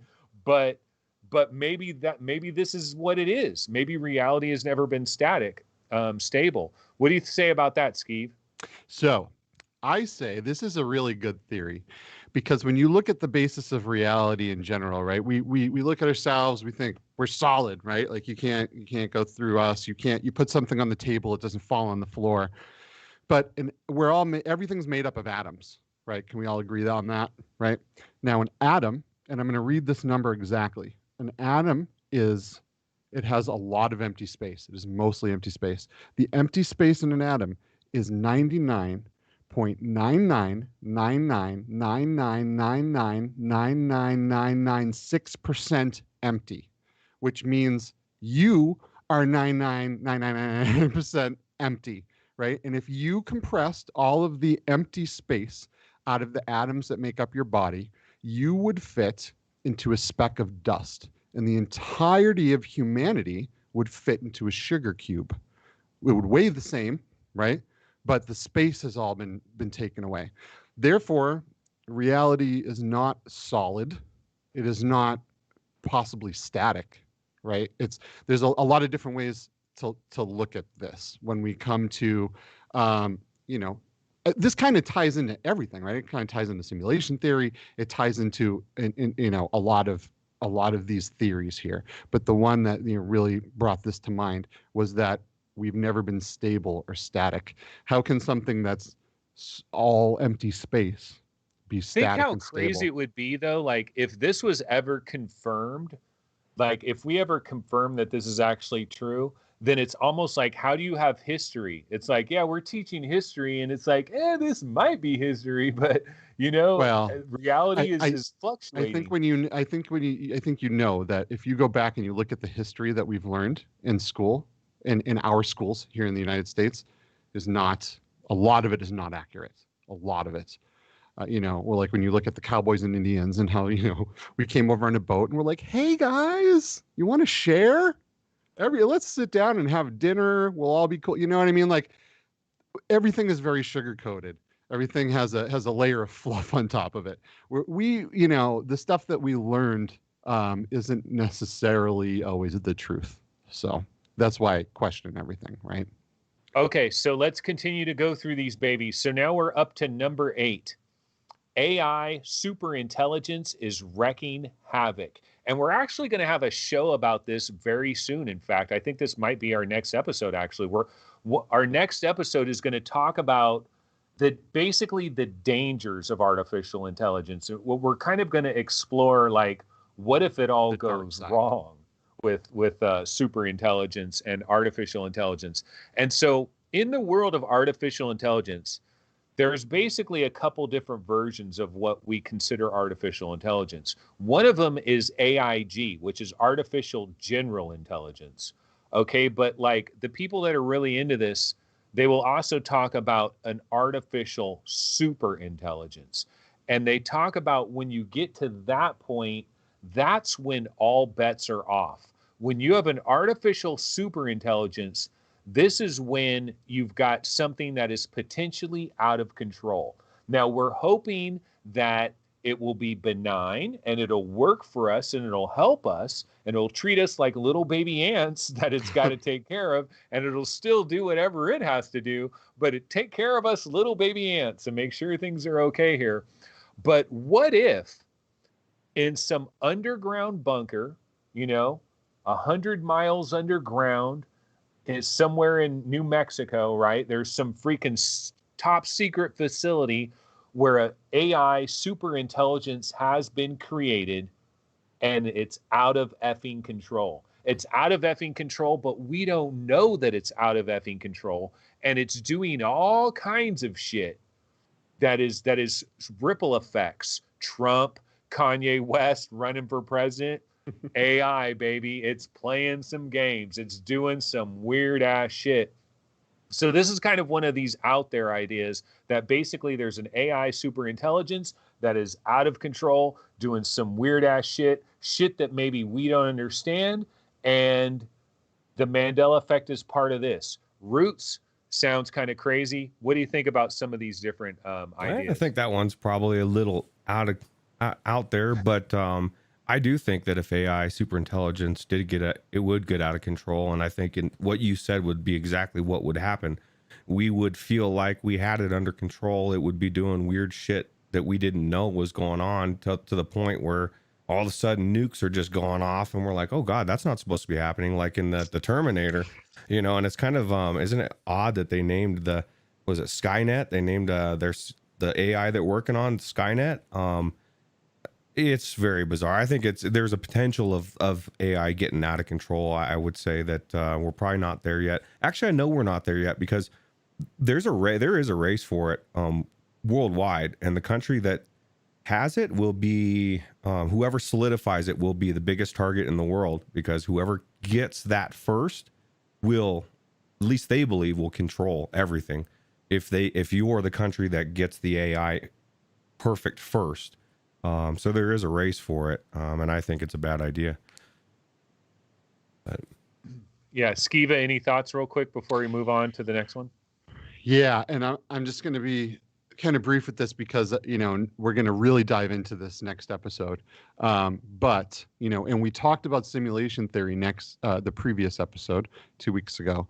So it kind of goes into what would be running the simulation if we are in a simulation. Is it artificial intelligence based? Is it like a lot of the games that we play, like No Man's Sky, where things are procedurally generated? There's a lot of interesting ways you could spin this, right? That artificial intelligence has created this world that it constantly watches for errors and tries to fix them. So it's a definite possibility, especially if you're into simulation theory. Yeah. For me, it's interesting how you think about it as like artificial intelligence created this simulation. I think we could be in a simulation where artificial intelligence has sprung up within the simulation and is now doing weird shit. Mm-hmm. And like Roots was saying, he doesn't think it's happening. I think, like, okay, in chat, somebody said, Soren B says, that is a good point about super AI. If it was truly super, then it would probably dupe us into not even realizing that it exists. See, I really think that could be going on. I think once you have a AI, like we could have already had an AI super intelligence 30 years ago, It could have already been 2027, 30 years ago, and we're being duped into thinking we're in 2020 right now. Like, who knows what the F is going on? Once you have a super intelligence, anything could be possibly happening. You just don't know. Okay, so let's go to number 9. This one, I like this one. It's interesting because one of the questions that you get into with Mandela Effect is why? Why all these weird little things? Why all these little innocuous? Why these little tiny changes in a letter here, changes in a logo there, like the Ford logo having that weird little squiggle in it that nobody ever remembers on the F of the Ford logo, or the Volkswagen logo now having this like line in it that most people don't ever. But why these weird little things? Why life is like a box of chocolates, like little quotes from movies? Like, why are these things being changed? Okay, some people believe that it is not random. It's not completely random that it's like Kit Kat and Fruit Loops and stuff like that. That instead, this is a message. Is it a message from God? Is it a message like, are these breadcrumbs? Is this a message from the people that are running this simulation? Is it a message that has been secretly encoded from the future and they're trying to trickle it down into here? And it's dangerous for them to just give the message like up completely. So they're encoding it in these weird ass anomalies that they're hoping somebody here is going to freaking put 2 and 2 together and figure it all out. That's kind of weird. It's a weird idea. Roots, what do you think about this one? I think it would be very interesting to see what they were trying to warn us about. Maybe they're trying to warn us about everything that's going on now. I don't know. It definitely seems like it could be a possibility, but who's, like you said, who's warning us and what are they warning us, for? Yeah. Skeva, any thoughts on a message being encoded somehow? This is definitely a strange one. I mean, I don't put anything outside the realm of possibility, but at the same time, I feel like they, if this was some kind of message, I feel like it might be a little bit more obvious. You know what I mean? Well, maybe it has to be like this, though. Maybe it has to be really hard and complex. Absolutely. That's very possible. Geez, I don't know. I can't see what these little logo changes would be trying to tell us, what these little line changes in movies are trying to tell us. There are a few people that have come back to life supposedly, which is super weird. But I mean, if it's an encrypted message, it certainly wasn't right by me. Gaming science teacher saying that, the Nelson Mandela is the only one that wasn't some tiny insignificant detail, but there's like Stouffer's stovetop stuffing, apparently, apparently, I forgot about that. Yeah, apparently they never owned stovetop. I remember the commercial Stouffer's stovetop. I remember Stouffer's stovetop. So that would, Remember that. if you think about it, one person's owning that to another company. Obviously you think about reasons for time travel, and obviously I always think of monetary reasons. If you go back and change the patent to a different company, I think they sold it to Kraft or something. I don't know, but apparently the Stouffer's never owned that, and stuffing is one of the hugest things we eat. I mean, how much money would Stouffer's have made over 20 years time or whatever, and now that's gone to somebody else? I think that's pretty significant, and that's just one little thing that that's different, that isn't a name or a slight change. How would you feel if, like, tomorrow you had created something and now somebody else owns it and you wouldn't even know? Like, I don't know. That's kind of scary. These creators, like, they don't know it. Like, they don't know that they. That's what I'm saying. That's so scary, crazy. Right? Can you imagine? I want it the other way. Make me the founder of Stovetop. I want to be rich. So. Yeah. Soren B has an interesting comment in chat. He says, "Yeah, that is the question. Why? I think it's because elites are testing their brainwashing abilities. So when I first discovered the Mandela Effect, that was my number one thought about it. This was like some kind of Google thing. It was like some kind of maybe like a military psyop or like a Google psyop, because it was internet. It's like, oh, they control all the searches. Like they they could do all of that. Like it could be, you know how Facebook was doing these things where they were doing experiments to see if people would react strongly to different news stories. They got busted doing it and they kind of got in trouble for it. It was kind of like, well, maybe Google is manipulating all these things. And that makes a ton of sense until you find out that your copy of Berenstain Bears physically has changed, and that your copy of Moonraker, Dolly doesn't have braces anymore. Like, how are elites doing that? That's the problem. That's where it's got to be beyond just somebody manipulating something. Now, an AI super intelligence manipulating something, or the people that running the simulation manipulating something, that's maybe a little bit different. Okay, so number 10. Now, this is a really wild one. Skeva, you brought it up, but there is this idea that in the year 2012, we all died, baby. We are all dead. So who are we now, Skeva? So apparently we were moved into some kind of simulation, or the original simulation crashed and something happened and we died and we were moved over to a parallel simulation, almost like a parallel universe, where things are just slightly different, but we were all brought back up and restored into this new simulation, which is very interesting, right? That in, for anyone out there that doesn't know, back in 2012 there's this whole thing where the Mayans could not see past the year 2012. They specifically couldn't see past December 21st, 2012. And because of that, everyone had this Doomsday thing in 2012 where they thought the world was going to end. Apparently that didn't happen. But now, we're questioning that, right? Like, did the world end? Here's another thing just to mess with your brains, guys. If you're into that whole Mayans thing, and if you're into the world ending in 2012, in Ethiopia, the main calendar that they use for their Orthodox religion, I may have that wrong, but it's actually 2012 on their calendar right now. So, right, with all the shit happening in the world. But to digress, one of the theories is that we died and we were moved into either a simulation or from one simulation to another. I don't feel dead. I feel alive. I don't either. I feel pretty good. Well, see, here's the thing, though. Have you guys ever seen the movie Jacob's Ladder? Oh, yeah, that one messes with me. Yeah. Man, that's one of the only movies that really scares me. So Jacob's Ladder, the idea in Jacob's Ladder is this guy was in Vietnam, right? And he basically got shot and stuff, and he's like in a coma or something. He's basically dying. And as he's dying, it's Jacob's ladder. It's his ladder from death to the afterlife. And the idea is that you're in like an in-between place. And so you're in between life and death.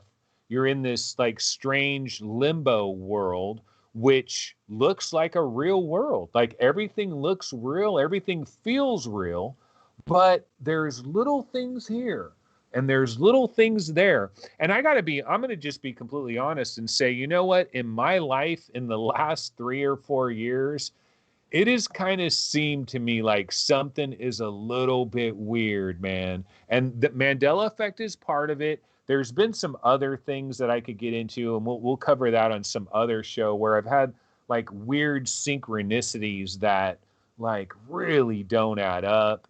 And there's a part of me that thinks, hey, I mean, stranger things could possibly happen, right? There was the TV show Lost. Remember the TV show Lost? Spoilers for Lost, right? Because in the TV show Lost, you're watching this whole entire show, and what you realize at the very end is basically all these people died. It was a plane crash, and they effing died. But they were in like a limbo, in an in-between place, and everything seems kind of real, but everything's a little bit dark. And just look at the year 2020 and look at all of the things that are going on this year and all the like negative, bad things that are happening. Like sometimes you're driving around, like I know I drive around Sacramento, and here in California, we've got such a huge problem with homelessness. And there's tent cities that are all over. Like if you go to Los Angeles, they've got giant tent cities. Sometimes you're driving along and you see these tent cities and you think of the coronavirus and everybody's walking around with masks and everything.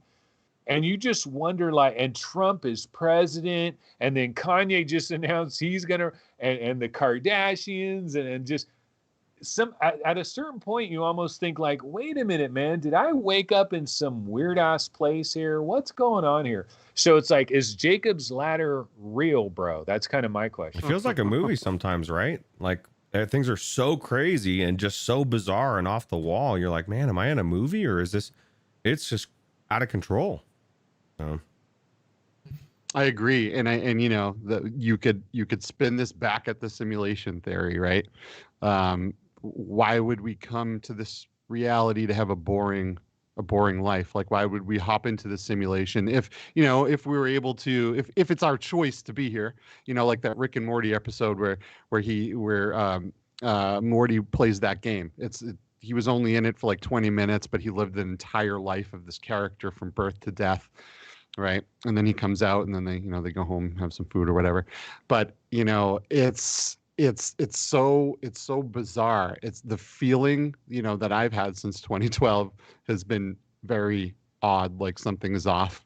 But, you know, I've always been a little off. So yeah, it's strange times, and that's why it's perfect for Dark Frequencies, everybody, because we're going to bring you through these strange times. But so we basically went through all the different theories, and we've got two final things to get to. I wanted to talk about residue for a quick second. Roots, if you could throw the Fruit of the Loom video back up on there, we'll get that fruit. Yeah, because at the very end of this video, there's some good examples of residue, like that album cover is what a lot of people would call residue.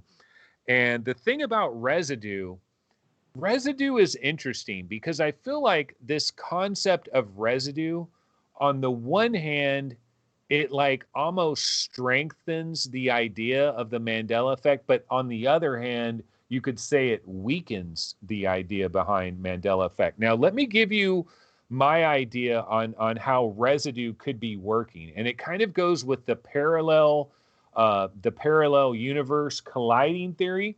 It also kind of lends itself to this idea of quantum immortality. And we're not going to get into quantum immortality on this episode. That deserves its own episode, or at least a big segment in a future episode. But here's how it kind of works. So there's this idea that when we die, we don't actually die. Like for example, so in this reality, let's say your uncle is driving in a car, bam, he gets hit by another car, killed instantly, head-on collision, your uncle is dead. Okay, so you can go down the rabbit hole of quantum immortality, but I'm going to give you a quick Cliff Notes version of it. So basically what happens is your uncle died in this reality, but for your uncle, in his reality, what immediately happened after that head-on collision is he swerved and barely missed it. And so he died in this reality, but he freaking shifted into a different reality.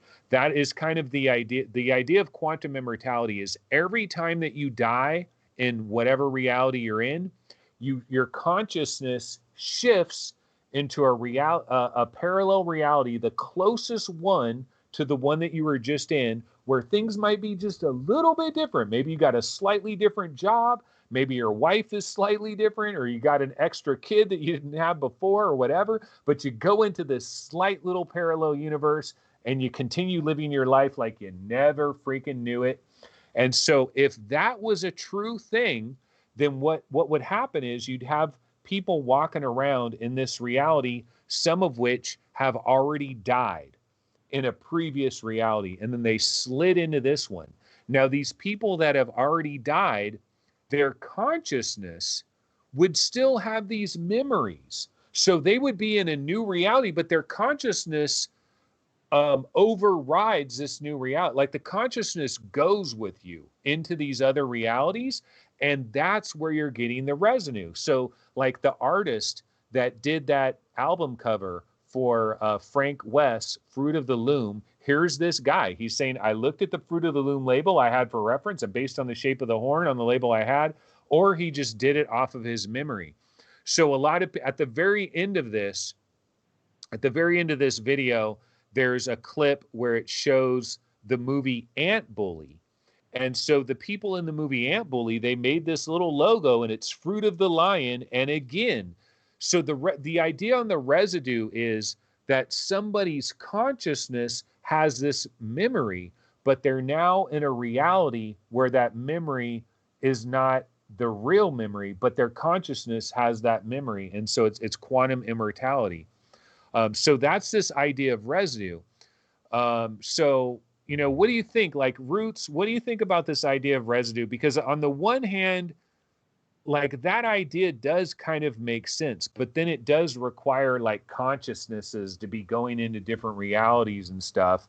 On the other side of the coin, you would think that if Mandela Effect was truly happening, there would be no residue, that no residue would exist, that the world would be wiped of residue. But then we remember, like, I remember the cornucopia, right? So if I was like doing some kind of artwork where for some reason I wanted to have the Fruit of the Loom logo in there, wouldn't I like I have this memory of the cornucopia. So I would probably draw something that would feature the cornucopia, and that would be residue, right?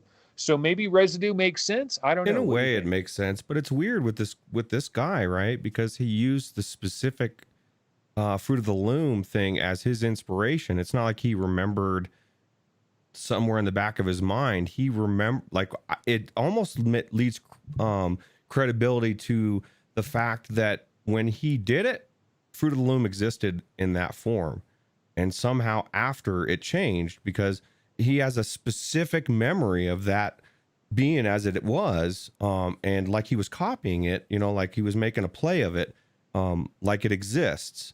And it just and then of course, as far as people dying, what if you died of old age? What if you're 99 years old and you die? Do you still transfer? Do you live to 150 years old? I mean, at some point. Yeah, you do. No, Roots. Okay, that sounds ridiculous. Like, if you go down the quantum immortality rabbit hole, right? That sounds crazily ridiculous. How do you keep living forever? This doesn't make any sense, right? But if you look into like age extension, and you look into all these ideas where they're going to start effing with CRISPR and stem cells, and I mean, we've seen movies. There's that movie with Justin Timberlake, right? Time After Time, or Time Again, or whatever that. Like, there's these different movies where, like, his mom, his grandma, they're all beautiful. They all look like they're 25 years old, but like one of them's 80. One of, you know what I mean?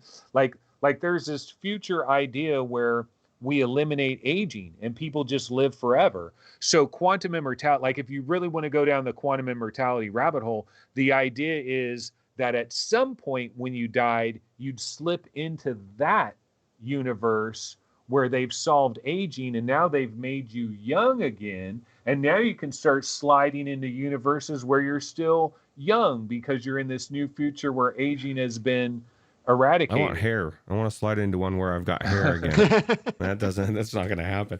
Yeah, it's bizarre to think about. But yeah, I mean, it's less likely in my mind this whole thing would be that case, but it's definitely interesting to think about. The residue is there, and I can't think of a reason why the residue would be there outside of things changing after things have happened, and why some people remember it one way and some people remember it another way.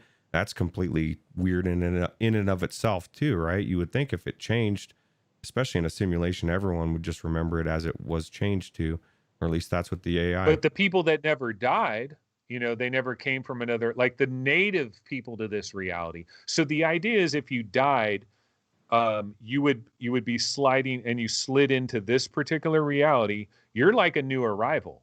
But there's all these people that are here that have never died before. They wouldn't have the memory of the cornucopia because they were never in that. They're in this reality where no cornucopia ever existed. So you'd be sharing space with other people that have never died ever. Possibly. So I wonder, is this like does this kind of feed off of like when people remember like past lives and the whole past life regression thing?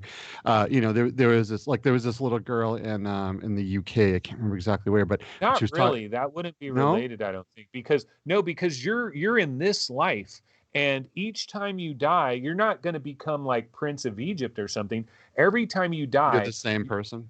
Yeah, you're going to slide to the closest possible universe to the That's one you interesting. just jumped out of, where 99.9999999% of everything would be exactly identical, but there'd be a couple of little weird things. That's a really cool theory, actually. I have that theory I've never looked into, but I'm definitely going to. There's The a I way to prove it. You can Really? literally prove whether quantum immortality is real or not. There's an actual experiment. The only problem is you got to be willing to die if you're wrong. I don't want to die. But Yeah. no, there is a quantum Kill yourself? experiment. Is that how you figure it out? Yeah, but if you're ready to go, man, might as well figure. But here's the problem: you'll find out whether it's true or not, but you're going to be the only one. Yeah. And so you'll end up, what would happen is you'll end up in another reality where you're alive still, or basically, well, no, there's videos on this and it gets super weird. But basically, what happens is you set up this experiment where a gun will go off at an exact second, and it will either fire or it won't. And so there's these two quantum states that are created. And so you're always going to, like, one of you is always going to survive. And so, but you got to watch the videos. It's really cool. I'm not going to bank But on definitely that. look I'm into not it. It's banking. quantum immortality, and we'll probably I feel cover like it in the future. quantum anything is pretty mind blowing. Yeah. It's just a great word, right? Yeah, Quantum. it totally is. It's a great quantum physics and quantum mechanics are just absolutely fascinating. And even though they're mostly theoretical, I believe they really tend to explain a lot of things that are unexplainable. So this whole quantum immortality thing is super interesting. Yeah, so why don't we go ahead and wrap this episode up? We'll go ahead and give our final thoughts on the Mandela Effect overall.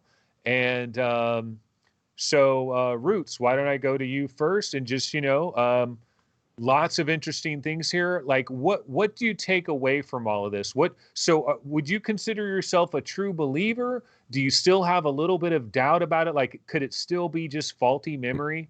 Is there any part of you that thinks it could be faulty memory? I don't think so. I mean, the only way I could think it could be faulty memory, and this is only because I haven't gone and found an old copy of Berenstain Bears, or I haven't checked an old VHS copy of Star Wars myself. Other people have, and there's enough credible stories and people that have checked that I do believe that things are physically changing. So that there's no way it could just be people's memories. I just don't believe it. Now, then that leads to what is happening. I believe it's CERN. That's just, there's so many things around CERN, even CERN, and that could be its own episode in and of itself. Like when they finally got that thing fired up, the scientists saw things, apparitions, and they describe what sounds like possession to me. They lost control of their bodies. They were doing things that they weren't in control of. Something weird is happening at CERN, and I don't know what it is. I don't know what they've unlocked. Some people biblically think it'll be unlocking the, they talk about in the end times, the pit sounds being like opened. Event Horizon. Some scary shit, Well, and that's what they some people think that there's going to be the pit that's described in the Revelation is going to be opened through CERN. Something's happening there. I don't think it's a good thing. I think they should have shut it down a long time ago, but that's what I think. It's somehow they're doing exactly what they said. They're data mining by punching holes in reality in other universes or parallel universes, and somehow that's bleeding things together. You know what's crazy is they want to build an even bigger one. They want to build a way bigger one that makes the first one look tiny in comparison. There's actually, we have one or two of them in the United States, right? Smaller versions. Yeah. Skeva, what about you? So, like, you came to this topic kind of recently. So, like, you weren't invested in this topic. This wasn't your baby. What do you think now after all of this? So I could go. I feel like I could go probably either way on this. The thing is, when you pull up a memory in your brain, it's not like there's this memory, you retrieve it, and and there it is, right? Your sight isn't stored in one part of your brain. What you smelled was stored in a different, what you were feeling that day is stored in a different part, what you heard was stored in a different part. And then when you go to recall a memory, all of these parts have to be brought in, almost like they're being fetched from a database, to be able to reconstruct this memory that you want to remember. And sometimes one of those pieces can get screwed up, and it just throws your whole memory off. Our memory is extremely unreliable, and it's kind of like Swiss cheese, like I saw in the chat. Someone's mentioning Bob Lazar right now. I love that guy. But at the same time, I am a believer in simulation theory, and I am a believer that that in a simulation there has to be glitches. There's glitches in everything, right?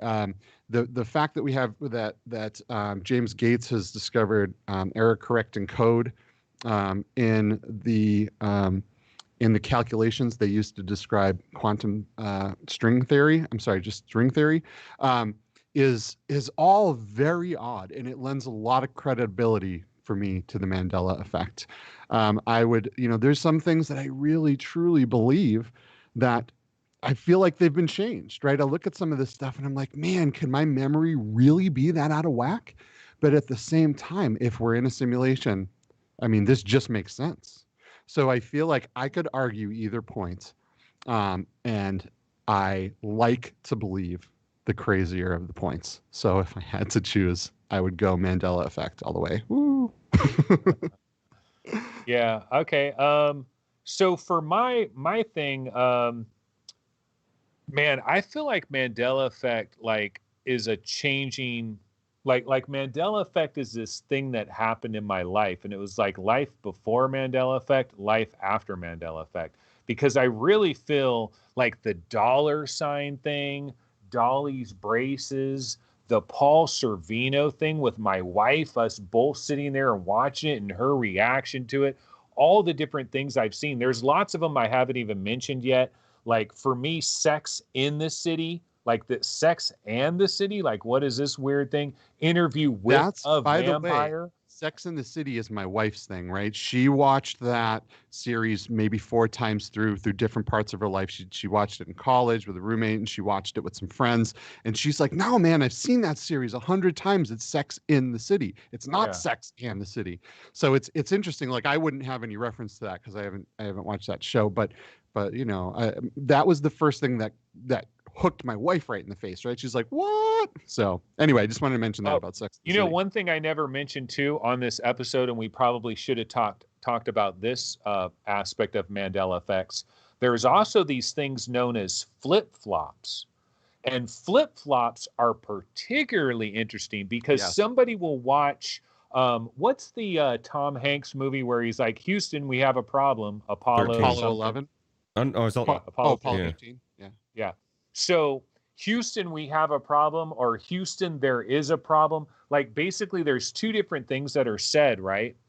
And this idea of flip-flops is it'll be Houston, we have a problem. Houston, we have a problem. Houston, we have a problem. And then like 3 months later, it's like, Houston, there's a problem. Houston, and then it flips back. And this is like a weird thing. Or like Fruit Loops will be spelled like Fruit, and then it'll flip to fruit, Froot. Yeah. So it like flips one way and then it flips back. Yeah. And I've read a lot during this that a lot of people have seen it. They've turned their head and looked back, and it's changed right away, right in front of their face, pretty much. That is pretty crazy. With the whole I've had an actual legitimate flip-flop, and for me it was with Hillary Clinton, and it's with how many L's she has in her name. Yeah, because I've seen stuff. My mom has a book that Hillary Clinton wrote, and one time I was over at her house and it was 1 L.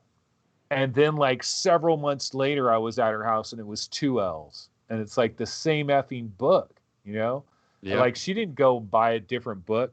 And so like there's weird stuff, man. I mean, again, it all ultimately goes down to like memory. Are you just, is your mind playing tricks on you? And I will account for that. Like I will admit there's some part of me that still thinks, maybe I'm just completely off the mark with all of this. Maybe it really is a memory thing, but man, some of these are just so powerful. A couple of ones I didn't mention yet is like risky business. You know, Tom Cruise with his sunglasses where he's dancing around in his underwear. Do you know that he never wore sunglasses? Like, dude, that is burned into my head. He had sunglasses. He was dancing around in tighty whities. Yeah. And his shirt was pink. It was, you know, or he had a white shirt instead of a pink shirt. But now when you watch it, he's got a pink shirt. He's got a pink shirt? Yeah, and he didn't have Ray-Bans. So Dude, now I he has a remember, pink shirt. I remember so and he many doesn't have people Ray-Bans. dressing up as him from Risky Business for Halloween, and they all wore white Definitely shirts. sunglasses, but that's my thing. Is like I can buy into people having memories be different. You know, my memory's not perfect, but how do you have so many people have the exact same different memory, like Smokey the Bear over Smokey Bear? You know what I mean? Like I can remember, I can believe remembering wrong, but how do hundreds of thousands of other people believe exactly what I remember emphatically? You know what I mean? That just, there's too much, man. I mean, maybe if I just delved into it and it just started and there was a couple examples I could say, but there's so many examples across the board of people collectively remembering the same thing.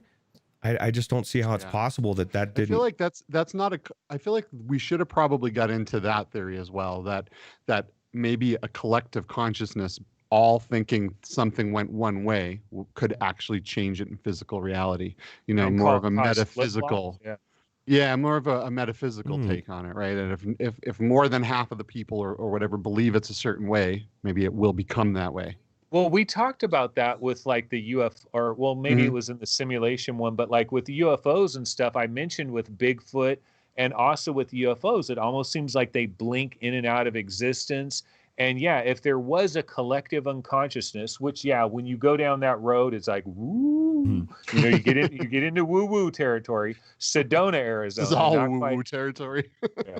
You go to Sedona, but basically.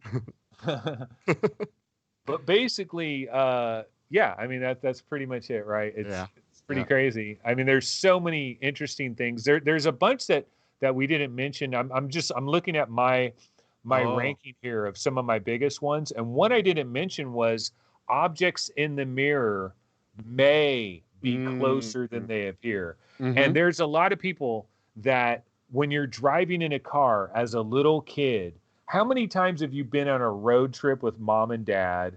You're in a car, you're driving somewhere, it's like a 5-hour drive or something. And as a kid, you're sitting there, you're looking out the window, there's the mirror, and it says objects in the mirror may be closer than they appear.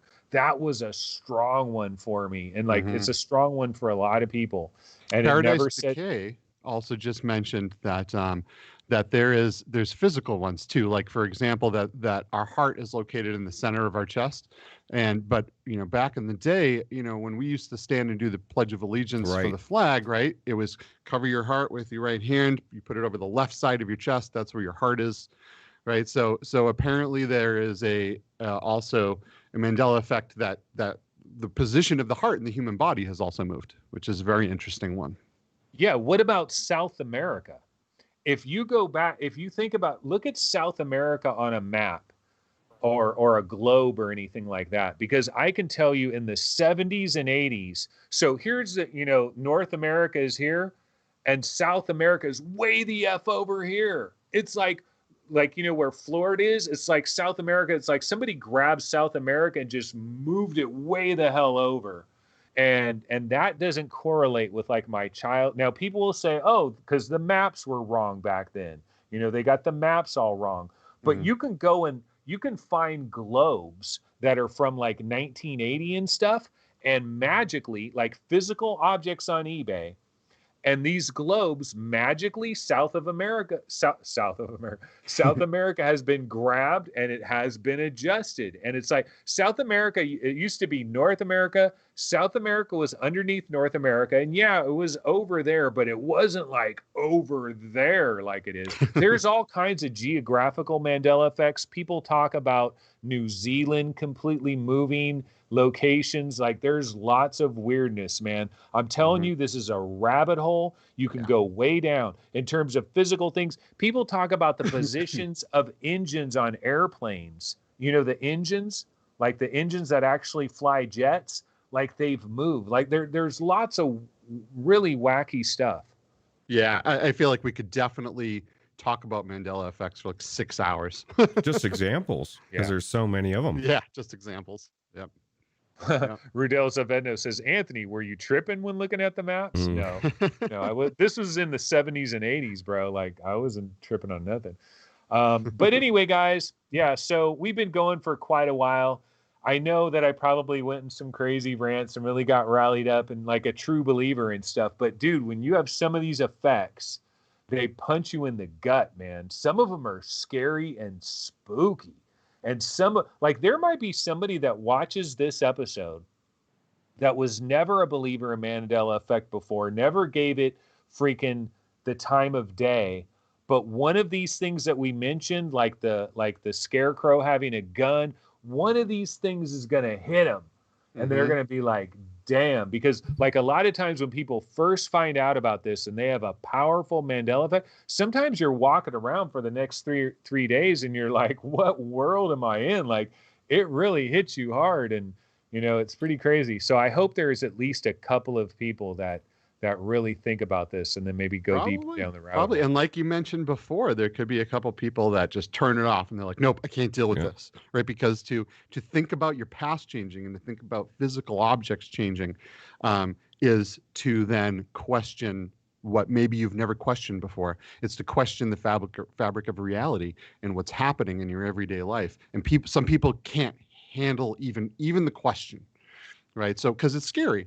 It is scary. It is scary to think, wow, maybe everything I've known since the time I was born is wrong. That what could possibly be more scary than that, right? So I understand why people, kind of get afraid with this stuff. But on the other hand, it's also super fun. PD says that a friend of his that he's known for 30 years had a heart surgery years ago and still has a scar on his left side of his chest. Ooh, nice. There's residue. That's wild, man. Yeah, but the people will say is that the heart is always been in the middle of your chest, but just a little bit to the left. Yeah. But then other people believe no, it's like considerably more to the left. It's weird. I mean, yeah, it's like there's a million different ways to go on all these things, and we could keep going on forever and ever. But you know what? We're just going to go ahead and say that this was episode 3 of Dark Frequencies, and thank you everybody for joining us today. Really excited about this one. Had a lot of fun with this one. I just hope people have open minds. Just look at it with an open mind. Just don't immediately. Of course, if you don't have an open mind, you certainly didn't make it to the end and you're not hearing me right now. But it would be nice if people could keep their minds open and consider things. But yeah, another great episode of Dark Frequencies, I believe. Roots, thanks so much for joining us today. And Skeva. And we will be back, of course, in a couple of weeks, guys. We'll be back. And our next episode is going to be about artificial intelligence, the singularity. Is it going to happen soon? Will it happen? Runaway artificial intelligence. Is it going to take over? What's going to happen? Skynet, all of that. So we're going to get into that on our next episode. It'll be all about artificial intelligence and the dangers potentially of artificial intelligence. So look forward to that one. But that's going to go ahead and wrap it up for this particular episode of Dark Frequencies. Thanks again.